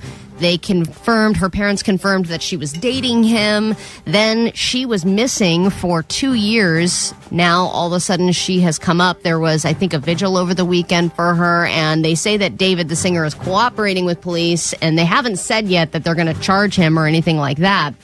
But then there's his music, which has songs like Romantic Homicide. Then there's the Bloody Shirt merch that is on his website that is now no longer there. That's the update. He was selling some white button-down shirts that were splattered with fake blood. These were for $35 on his official site, but sometime in the last 48 hours, they have removed that. And I'm very curious as to who bought that in the first place. Like, I don't think it says David on it anywhere. It's just a bloody shirt. I've never heard his music before, ever. Omar loaded up some of this, so I don't even know what type of style it is. But this is, I guess, the singer David. If everybody had an ocean across the USA, then everybody be surfing. Okay. Very incriminating. Like California, yeah. I'm a fan now, I think. You see them wearing their baggies, Huarachi sandals too. She may have done it to herself, to be honest. Blonde hairdo, surfing USA. I don't think I'm a fan. This is before he did that backflip but fell down. Yeah, that's some move right there. That's the only thing I know him from, is from attempting and doing a backflip at Coachella and failing, which is not a good track record either. Seriously, what style? What does he do? R&B? Is it rap? No, it's like hip hop. Yeah, it's like hip hop rap kind of stuff. It's not your type of music, but no music is really your type of music. No music is my type of music, so don't take it personally. I know it's easy to be mad at people who use ChatGPT for everything. It seems like the divide is getting bigger of people who are dependent on it completely and people who think it'll end us all. But will it change your mind, knowing that you can use AI to win the lottery? It has happened. A woman claims that... We tried that here. We did that on this show. 2 weeks we used it we got the numbers from people. And then we also tried AI. I didn't know that. Well, I did, and it gave me nothing. So this woman who told me not to play, well, here's the key. This woman doesn't normally play the lottery. So I think that gives you a bit of an advantage because you have that beginner's luck thing. But she went to ChatGPT and said, hey, I never do this, but I'm going to play the lottery. Help me out here with some numbers. ChatGPT provided the numbers, and it helped her win $150,000. She got 4 out of 5 numbers plus Powerball, and she won. And she even bought the ticket through an app, and she was just going about her life. She wasn't even going to check anything, and she got a notification on her phone saying, collect your winnings.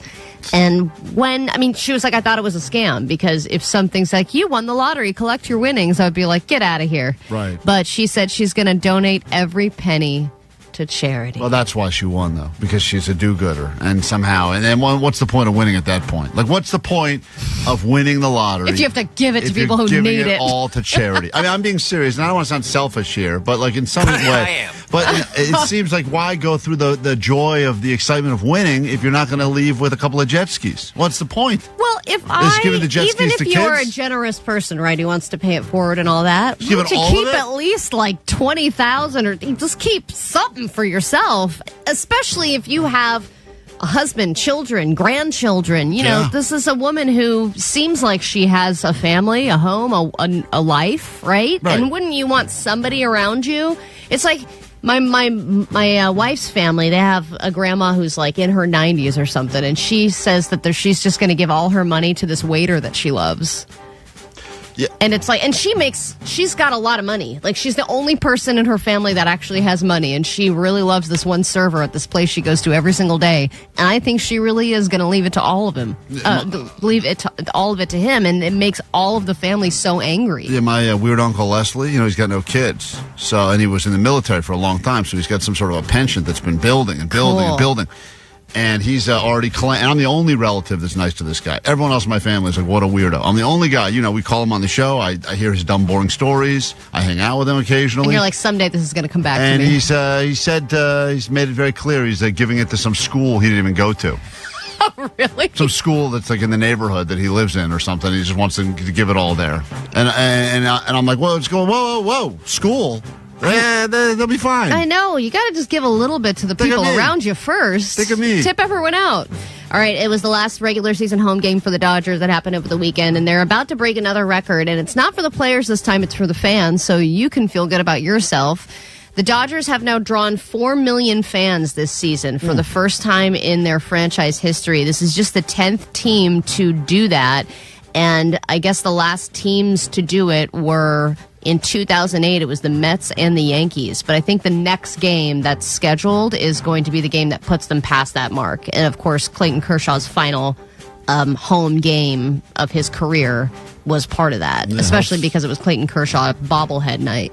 Helps when they keep winning games. Also helps that it's so affordable now to go to a Dodgers game. I know. It also helps a lot, too. They're like, thank you. 4 million people came, which means we made $11 billion. It's a lot of money. Yeah. On the text line, I didn't realize this, but we've been scooped yet again. KROQ announced the My Chem shows at the Hollywood Bowl 45 minutes ago. So, yes, we will be giving away tickets. That was one of the shows I have not yet mentioned. But My Chem has just announced a few shows coming up next morning. Welcome to your Monday. A brand new week can begin.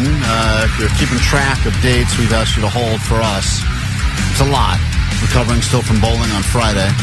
And then we've got this Friday, our first ever Final Friday Fiesta happening Descanso, which is right across the street from the radio station. We will march across the street, try to not get hit by oncoming traffic as we make our way over there for some tacos, tequilas, drinking, hanging, live musical performances from Allie's real-life neighbor, Ray Heppenstall. Well, he did say that he had a finger injury and wasn't sure if he would be able to perform. Allie's like, finger injury, play on. That's my motto. Oh, my God, I've played through so many finger injuries. So we got that to look forward to, plus some other surprises. We'll bring prizes with us.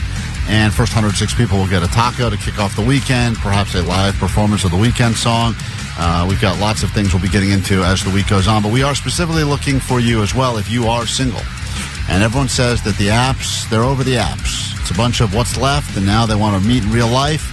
And we've had some success. I actually met at the bowling alley a couple that has successfully met and is currently dating as a result of this show, which I've heard on the phone. He's told us that. I've seen that, but I saw it with my own eyes. Yeah. Couldn't believe it. Well, the boyfriend was super excited to see us again. I've seen him before at events, and then he was like, Lisa's here, but she's on her way. She has to go to Pilates, and then she showed up. And I've seen her at events separately, that they're individually dedicated, but also, I think, the ultimate power couple. Right. I think it looks like they both settled, which is great. So anyway, if you are single, we are going to be doing some live single-person spotlight at the Final Friday Fiesta. So we'd love to hear from you. You can slide in the DMs, let us know, or even call us this hour, 800-520-1067. Let us know a little bit about you, because we can't spotlight all the singles that are there, but we may spotlight one of you, give you the opportunity to meet some people that are there as well, looking for a good time. That's happening this Friday, 11 a.m., right after the show ends at Descanso. All the details up on our Instagram at Klein Alley Show.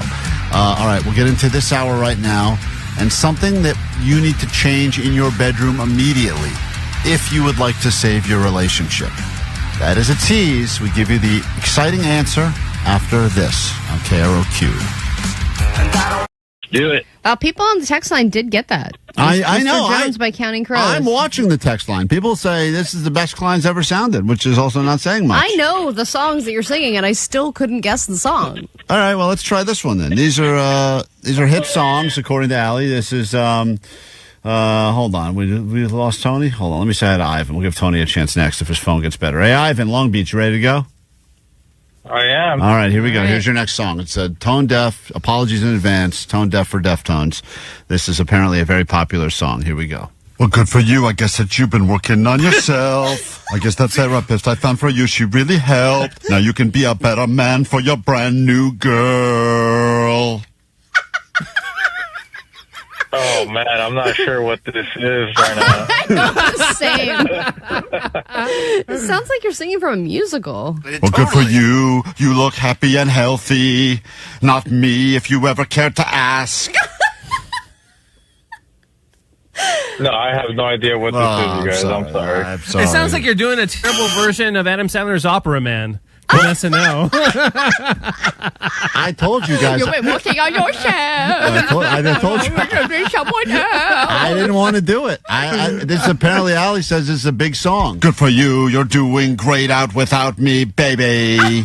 God, I wish that I could do that. All right. I don't even know who that is. Who is that? That's Olivia Rodrigo. Oh, well, that guy. That song. Oh, yeah. The way you did it, you can't recognize it. Oh, yeah. It's pretty good the way I did it, too, though. It's not my favorite. My new Not dream. me, if you ever cared to ask. Good for you. You're doing great out without me, baby. See, play hers now. It's all the same. Right? I was like, oh.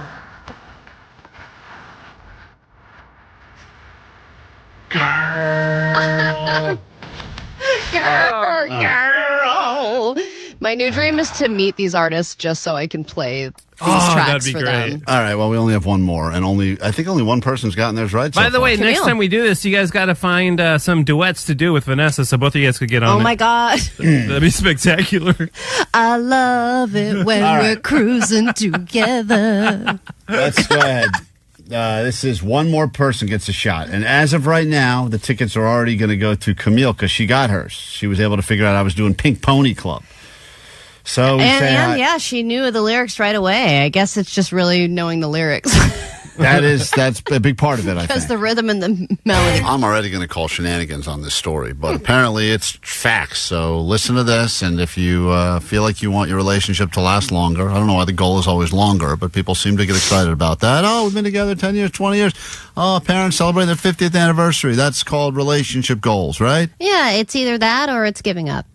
Giving up. But wouldn't you argue that, Allie, I mean, let's be honest, the first year in any relationship is usually the fun year. That's the most fun of the years. When you're dating, not the first year of marriage necessarily. No, that's crap. I'm talking about the first year in a new relationship is the most fun. So if you are the type of person that gets to start 20 new relationships, you get 20 of those great years. Yeah, I know, but then what do you have to show for it? You never really got 20 anywhere. great years of memories. I know, but you haven't built anything. All sex. Well, you got a lot to show you have for it. no children. You have no. I mean, I guess maybe you would, but tons. Got a lot of strings attached. The point is, people always go like the credit goes to the couple that was able to, through thick and thin, stick it out and give that big speech at their 50th anniversary party. So you're saying you don't want that? I'm not sure. But I'm saying what I'm saying is that the credit is always, the focus is always how do we make the relationship last? Yeah, and I think not how do we break up? Right, there's not a lot about that. That's ridiculous. So listen to this. This is the new one now. Well, wouldn't you want to take relationship advice from one Matthew McConaughey? If you're going to take any life advice in general, he's the guy to take it from, right? It seems like he's always having a great time. He seems he's calm, Matthew cool, and collected. McConaughey. It doesn't matter what he can say. Hey, crap with the door open. They'll love you because he's Matthew McConaughey. And that's probably true. So you think regardless, he's just going to have a better life because he's Matthew McConaughey? Yes. Because this is his hack. So he claims that one of the keys to a happy marriage is swapping out a king bed for a queen-size bed. He said that having a smaller bed is the way to go. He said the best thing you can do for your marriage, one way to surely get ahead, is get rid of that king-size mattress and sleep in a queen-size bed. He said, we have kids, and when we had a king-size bed, she's on one side of the bed, I'm on way. They're like a football field away from each other. They've usually got their side tables, their phones, and then there's kids that are sometimes piled in the middle, and you feel like the connection has dwindled, right? Because there's literal space between you.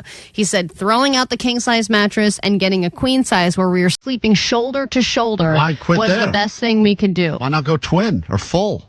I want to go those two separate beds, like separate them completely. Yeah, like Lucy. Like Lucy and Ricky. But they're saying, he says, at least in his mind, that the physical separation becomes a real separation, and as much as you would like to believe that being far apart.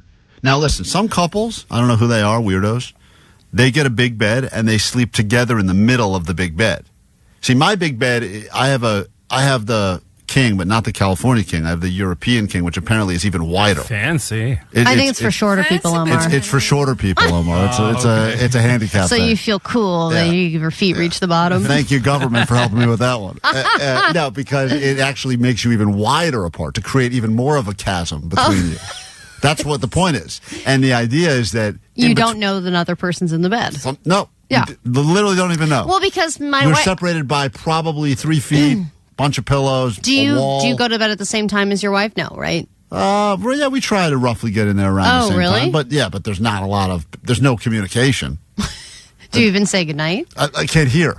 Because you've got earplugs in? She got the whole operation. Oh, She's the sound got machine. 19 blankets, fan, sound machine, white noise, and then occasionally she'll be like, and I'm like, what? And I knock down the whole wall, the no sex pillow wall she puts up, and knock that down. So she puts a pillow and a divider? A pillow. 6 pillow divider. It's a lot, Allie. She's building a fortress around you. No! If it drops into the bed, I will kill you. Be smart. She's talking about you. That's me. It's my bed. I'm on this half. Well, we do go to bed. We don't go to bed at the same time. So I like having space in between because if she's going to crawl into bed, I don't want to be disturbed by her getting into bed at 10:30, 11 o'clock at night because I'm already sleeping. You don't go in at the same time? No. I go to bed at 9:30. She's not going to go to bed at that time. Omar, you do same time or no? Yeah, roughly the same time, yeah. Yeah, I feel like it's all, wow, so you'll just be like, that's it, I'm out, and then you tap it in. And she's just sitting there watching a show or something. I'm like, night. Wow. I know. And I don't. That seems so disconnected. But sometimes she will get into bed with me and read, and then I'll say goodnight, and then I just stay up because her book light is really bright. Just stay up annoyed at her stupid flight. I get that. But if it's far enough away, it's not as distracting. See, but I can't imagine, like, if I go to a hotel and we're in a queen bed, I can't sleep. You're too close. Yes, and you're hot. You're like all up against each other and you're all overheated and you're clammy. And even falling asleep when you're like that, I like. But once I'm asleep, I want my own space. I don't like cuddling with people throughout the night. Let me say, Lisa, you're a lady. I will take your opinion over Allie's. Go ahead. Hi. Hey. Oh, God. I'm with Klein on this one. Matthew McConaughey is trying to convince us to do whatever he wants to do in life because he's Matthew McConaughey. His life is going to be better regardless. That's right. You need a king-size bed if you are married. You need that space in between you sometimes. If you want to be next to him, you'll be next to him. That's it. I think almost like bunk beds would be a better call at that point. Like top bottom. So you can send messages? Adult bunk beds are kind of fun. It's like you call dibs on top, and then they're like, oh, you got it last night. Yeah, and then after you're done, you're just like, good night. I couldn't imagine, and I know there are certain people that love sleeping very close together. There are certain people that love that. Well, at least maybe it's a situation, maybe it's an issue about me. Most women I've ever slept next to do not want me to. I think that's most people. I don't want to be touched all night. I don't want to be all groped and, right. I don't like that feeling. And but McConaughey, but of course, if you're sleeping next to McConaughey, it's not a problem because everyone's like, yeah, grope away. Yeah, well, 562 also mentioned that Matthew McConaughey and his wife are skinny. And they said this is all fine for skinny people, but us rotund individuals, it's just a sweaty fight waiting to happen. Yeah, you got to get one of those like Shaq custom mattresses. Those things are where it's at. I used to think that was the way the world went. Like you start out, you have a tiny little kid bed, and then over time you move into a twin, a full, a queen. A big moment when I got my first king size bed. It felt like I had finally, like I was Like, oh my God, I made it. I was like, legitimate to downgrade back into queen. And I know occasionally we go hotel with kids. We're in the same room. It is 2 queens side by side, and it feels much smaller. It really does. But my parents, I think they're in a full.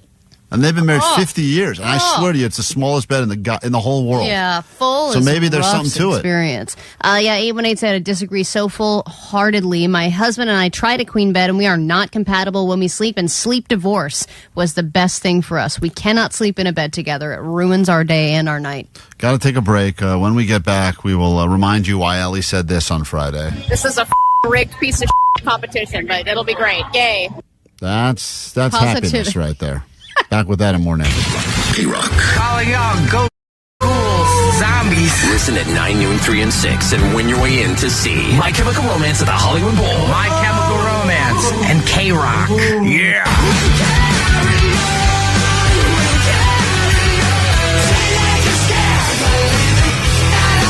Celebrate the 20th anniversary of the Black Parade. October 21st, 23rd, and 24th, 2026. Courtesy of Live Nation.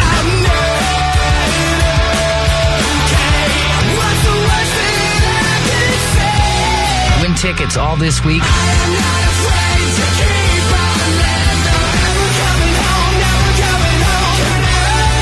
Nothing poignant to say, just holy. Keep it on KROQ to win. The world famous KROQ. It's Megan Holiday. You're not going to help you. Let's say hi to Ariel in North Hollywood. Hello, Ariel. Sweet Divots. How's Sweet it going? Dibs. Congratulations on surviving that big shaker we had a couple nights ago. Still talking about it. 3-9er in North Hollywood. You felt it. I know you did. I actually felt it pretty hard. Yeah, I believe it. I just felt it pretty hard. All right, well, let's see if you feel this pretty hard. It's the final song. If you can figure out what... Just so you know, I'm with Regal. I thought it was going to be Deftones songs, too. Yeah, well, that would have been nice for the people that screened the calls to inform you as to what we were doing, but here we go. Heartbreak is one thing, my ego's another. I beg you, don't embarrass me, motherfucker. Oh, please. You got it? Yeah. No. This is a very popular song. Why am I not surprised that hardcore Deftone fans do not know that I'm trying to sing a pop song? Please, please, please, well, I have a fun idea, babe. Maybe just stay inside. Ooh. Any guesses? Congratulations, Camille. That's right. Well said. Hey, Camille, congratulations. You are going to see the Deftones on Thursday, all right? Thank you. You're very welcome, and I want you to know, and by the way, people on the text line still getting it. I'm not that tone deaf. No. People are able to guess all the songs I've done. No, you are tone deaf. I think just people are just a little better at it. We have another pair of tickets because we only had one winner in that game, which is great news for all of you die-hard Deftones fans that are listening. And Mars Volta. And Mars Volta. And we'll give you a chance to win those tickets coming up. So Camille is in. She got herself a pair. She may be meeting the band. We've got another pair of Deftones tickets we'll give you today before we're out of here, this morning on KROQ.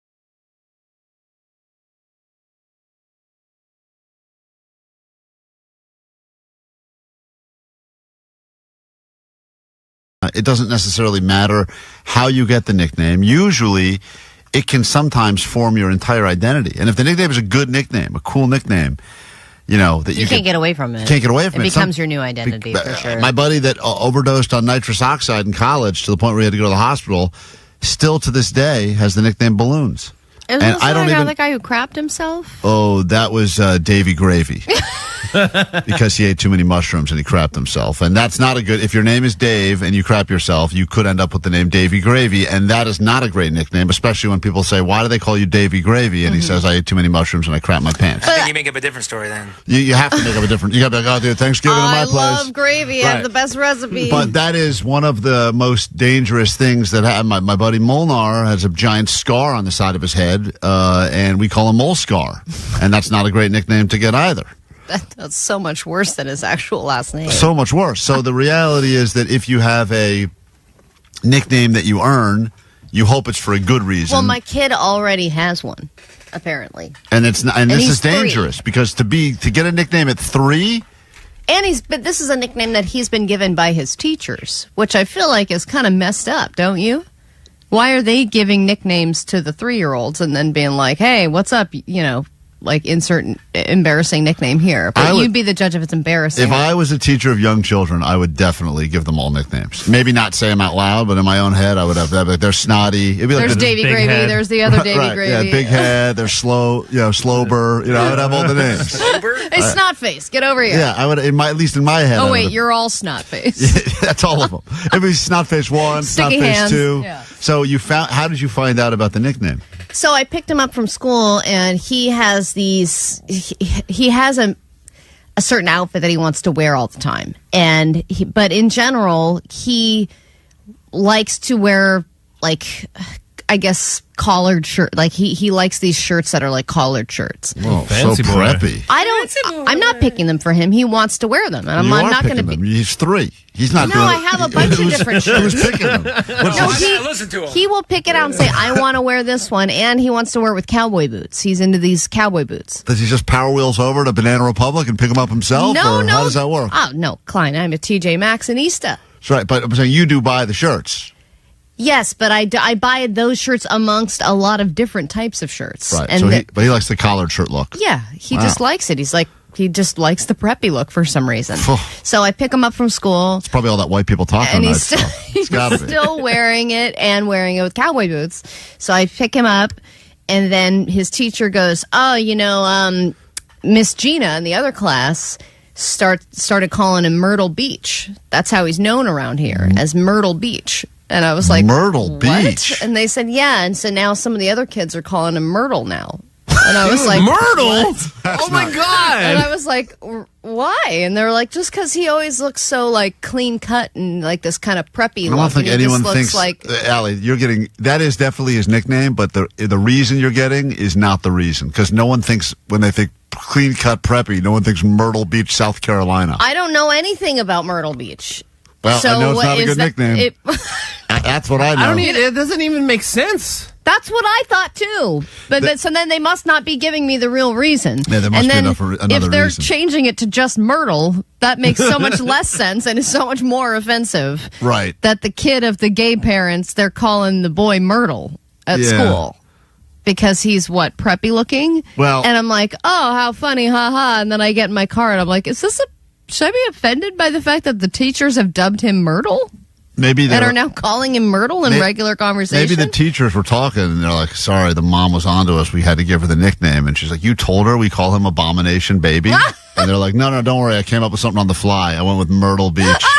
And she's like, wait, what? It's the next thing I could think of. I don't know why, so let's just stick with it. But I think that he does look different than some of the other kids. Like, a lot of those kids, you take them to one of those kid haircut places and they just buzz them. They're all, buzzed and stuff. I gotta get rid of all them lice. Yeah, I cut his hair, and he's got his own little look. So he's got, I guess, more of a, quote, preppy look because of that, because he doesn't have that, buzzed haircut. I think they think he looks like a preppy kid because of that. I'm not saying Myrtle Beach is, white trash.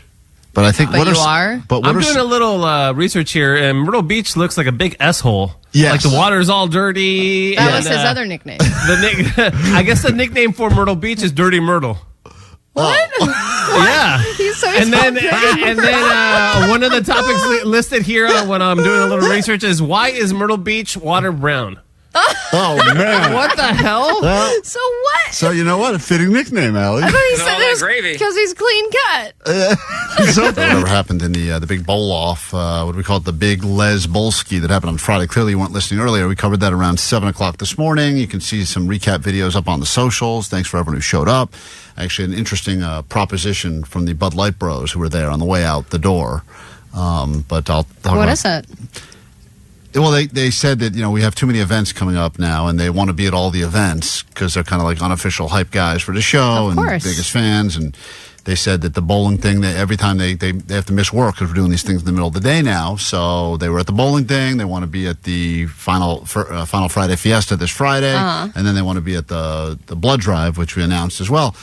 They said it would be It's a lot. It's busy. They said it would be easier if we could hire them. And they don't care what title we give them, even if we hire them as like janitors or something. They said that they're cool. They don't care about the title. They don't need a fancy title. They're like, we could be janitor. We could pick up poo. And I'm like, we don't really have that job. We don't have that. Like, there's not like, I don't think there's a job here. Beer Mug's gone. Yeah, that was Beer Mug. He created the creator and the picker up of the poo. So they're like, we don't like any title's fine. Like they don't need a title. They're not about making their LinkedIn look good. They just want us to figure out. And we Are are they looking to get paid? That's where we run into an issue. It sounds like they would like to maybe leave the job they have, and then they could be full time. But like they could be available at all of our events, and I'm like, that sounds great. Full time, once a week. I bless you for thinking we have the ability to do that. Let's create 2 full-time positions right now. And I said, what would happen if we could only hire one of you? And they're like, well, we would have to talk about that. Oh, So- maybe they could split it. Yeah, I mean, the reality is I don't think that's unfortunately happening. They didn't apply for the internship program. I understand they need money because their beer budget is crazy. But what's the point of doing another event if Allie's just going to refer to the event as this? This is a rigged piece of competition, but it'll be great. Yay. So Allie got real mad, and if you missed it, we've put up some video. You can check it out on our Instagram. But at one point during the game, the bowling game, I was bowling great. Allie was bowling great. She was feeling herself. She was doing all sorts of weird dances, a lot of white lady dances. That's why I like bowling. Right. It's an excuse to dance like an asshole. Yes. Well, that's congratulations. Where you knock down the pins and you do a stupid, goofy dance. And they're cool dances in those scenarios. You weren't doing those to the end. Nope. Yeah, she stopped those dances I at the was fifth frame. So punching my shoulders and walking back to my seat. Right when Allie was at the best, peak happiness, peak confidence, feeling great about herself, Blind Charlie from a few lanes over apparently threw the ball in the wrong direction. Apparently. Well, I mean, he did. There's video. He is in that video being directed to my lane. No, he is not. He is too. Here's the audio, but this is Blind Charlie accidentally bowling in the middle of Allie's frame, and it registered as Allie bowling a gutter ball, which she hadn't done all gutter balls all day. No. But she did get one, and it was this one. Put the pressure. Oh, no. Oh, boy. Uh-oh. Great. That just f***ed up the entire competition. That f***ed up the entire competition. This whole thing is f***ed. This whole thing is f***ed now. Oh, my God. Hearing a lady have a big tantrum because a blind guy, and Blind Charlie has no idea what he did. No. That's the best part about it. He thinks he got a strike in his lane. Right. He had no idea that he bowled into Allie's lane right into her. It's the best. It was the greatest. Yeah, So and there's footage of that up on our Instagram, Klein Alley Show. If you need a good laugh this morning, I know it's Monday, but this is... if I had made that spare, I would have had a higher score. I would have had a better streak. I had a strike again right after that, and I probably would have had a better score overall because I would have had more confidence. That's when everything really took a turn. And then you started bowling strike, and I started going downhill. Yeah, well, anyway, it's like we did it for nothing. This is a rigged piece of competition, but it'll be great. Yay. That's every event we do. A rigged piece of S competition. You think we sabotaged you with a blind man. You did! When it mattered most. You did! Throw your whole game You made off. it aim at me! How stupid you sound when you say all that. It's KROQ, Klein Alley Show.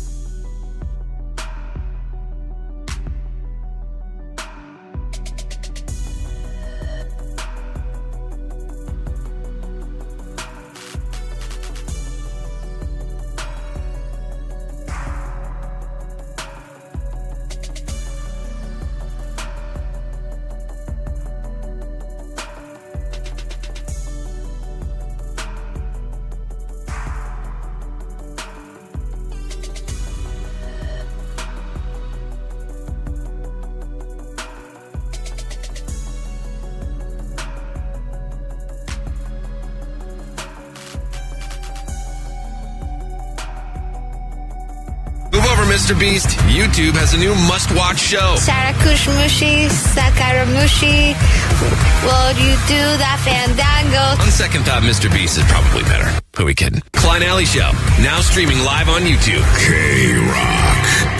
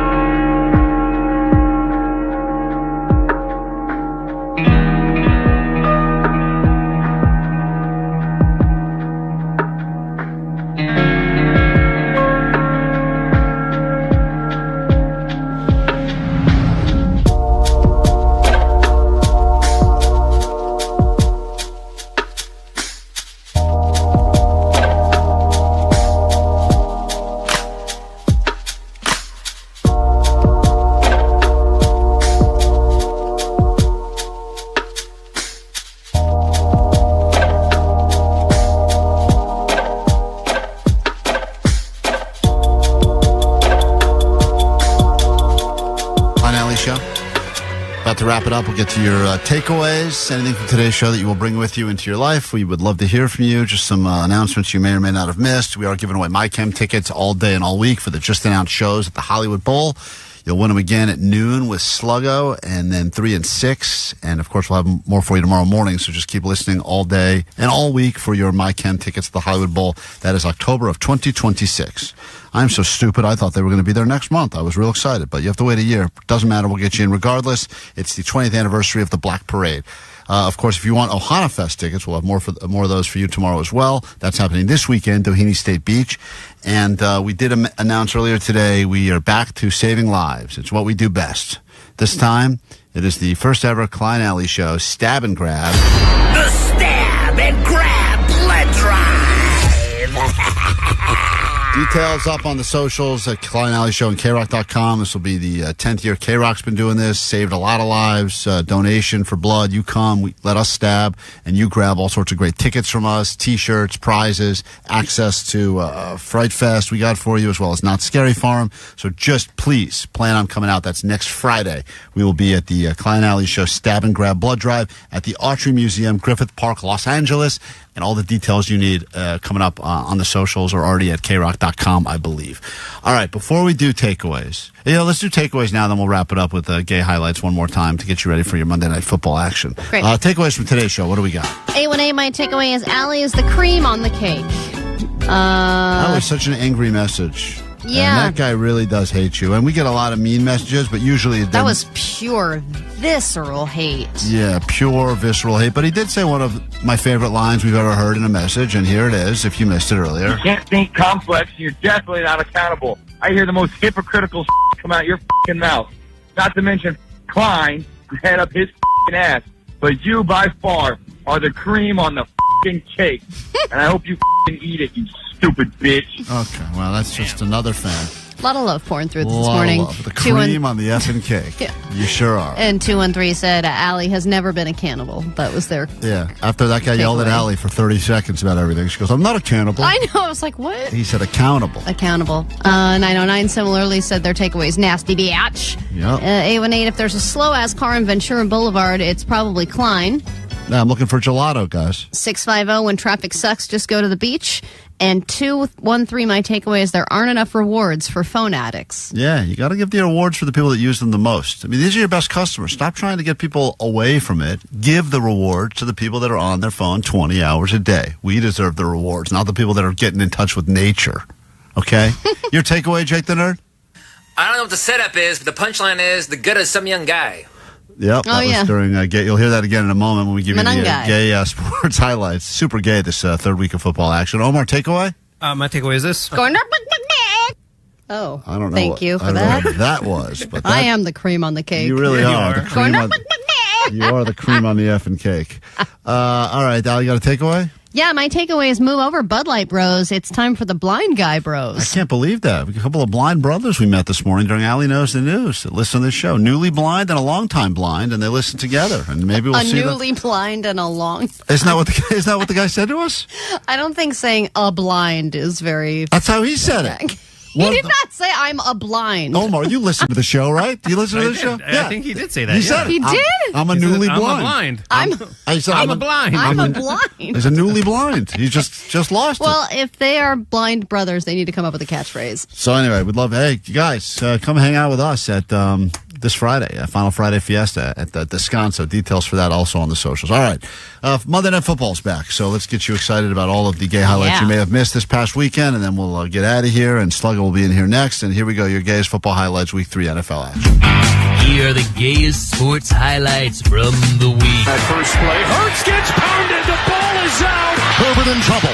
Nasty pocket. Down he goes. Jones again. Putting his fingerprints on it. It looks like it's going to be something.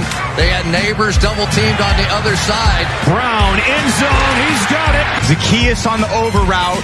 He lollies and then he's gone. Lolly off the ball. Lolly's right to sleep again. Here he comes. Oh, drive free. And the scrum you see as they try to vacuum it in. Going into their scramble drill. And what does he do? He doesn't come up short.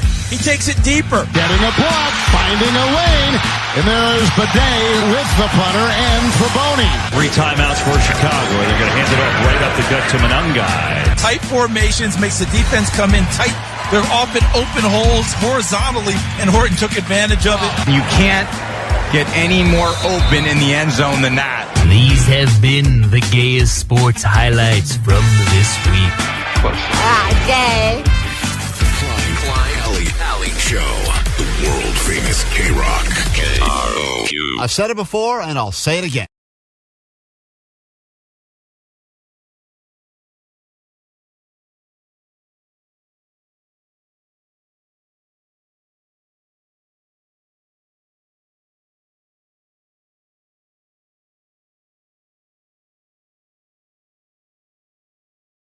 Penis vagina.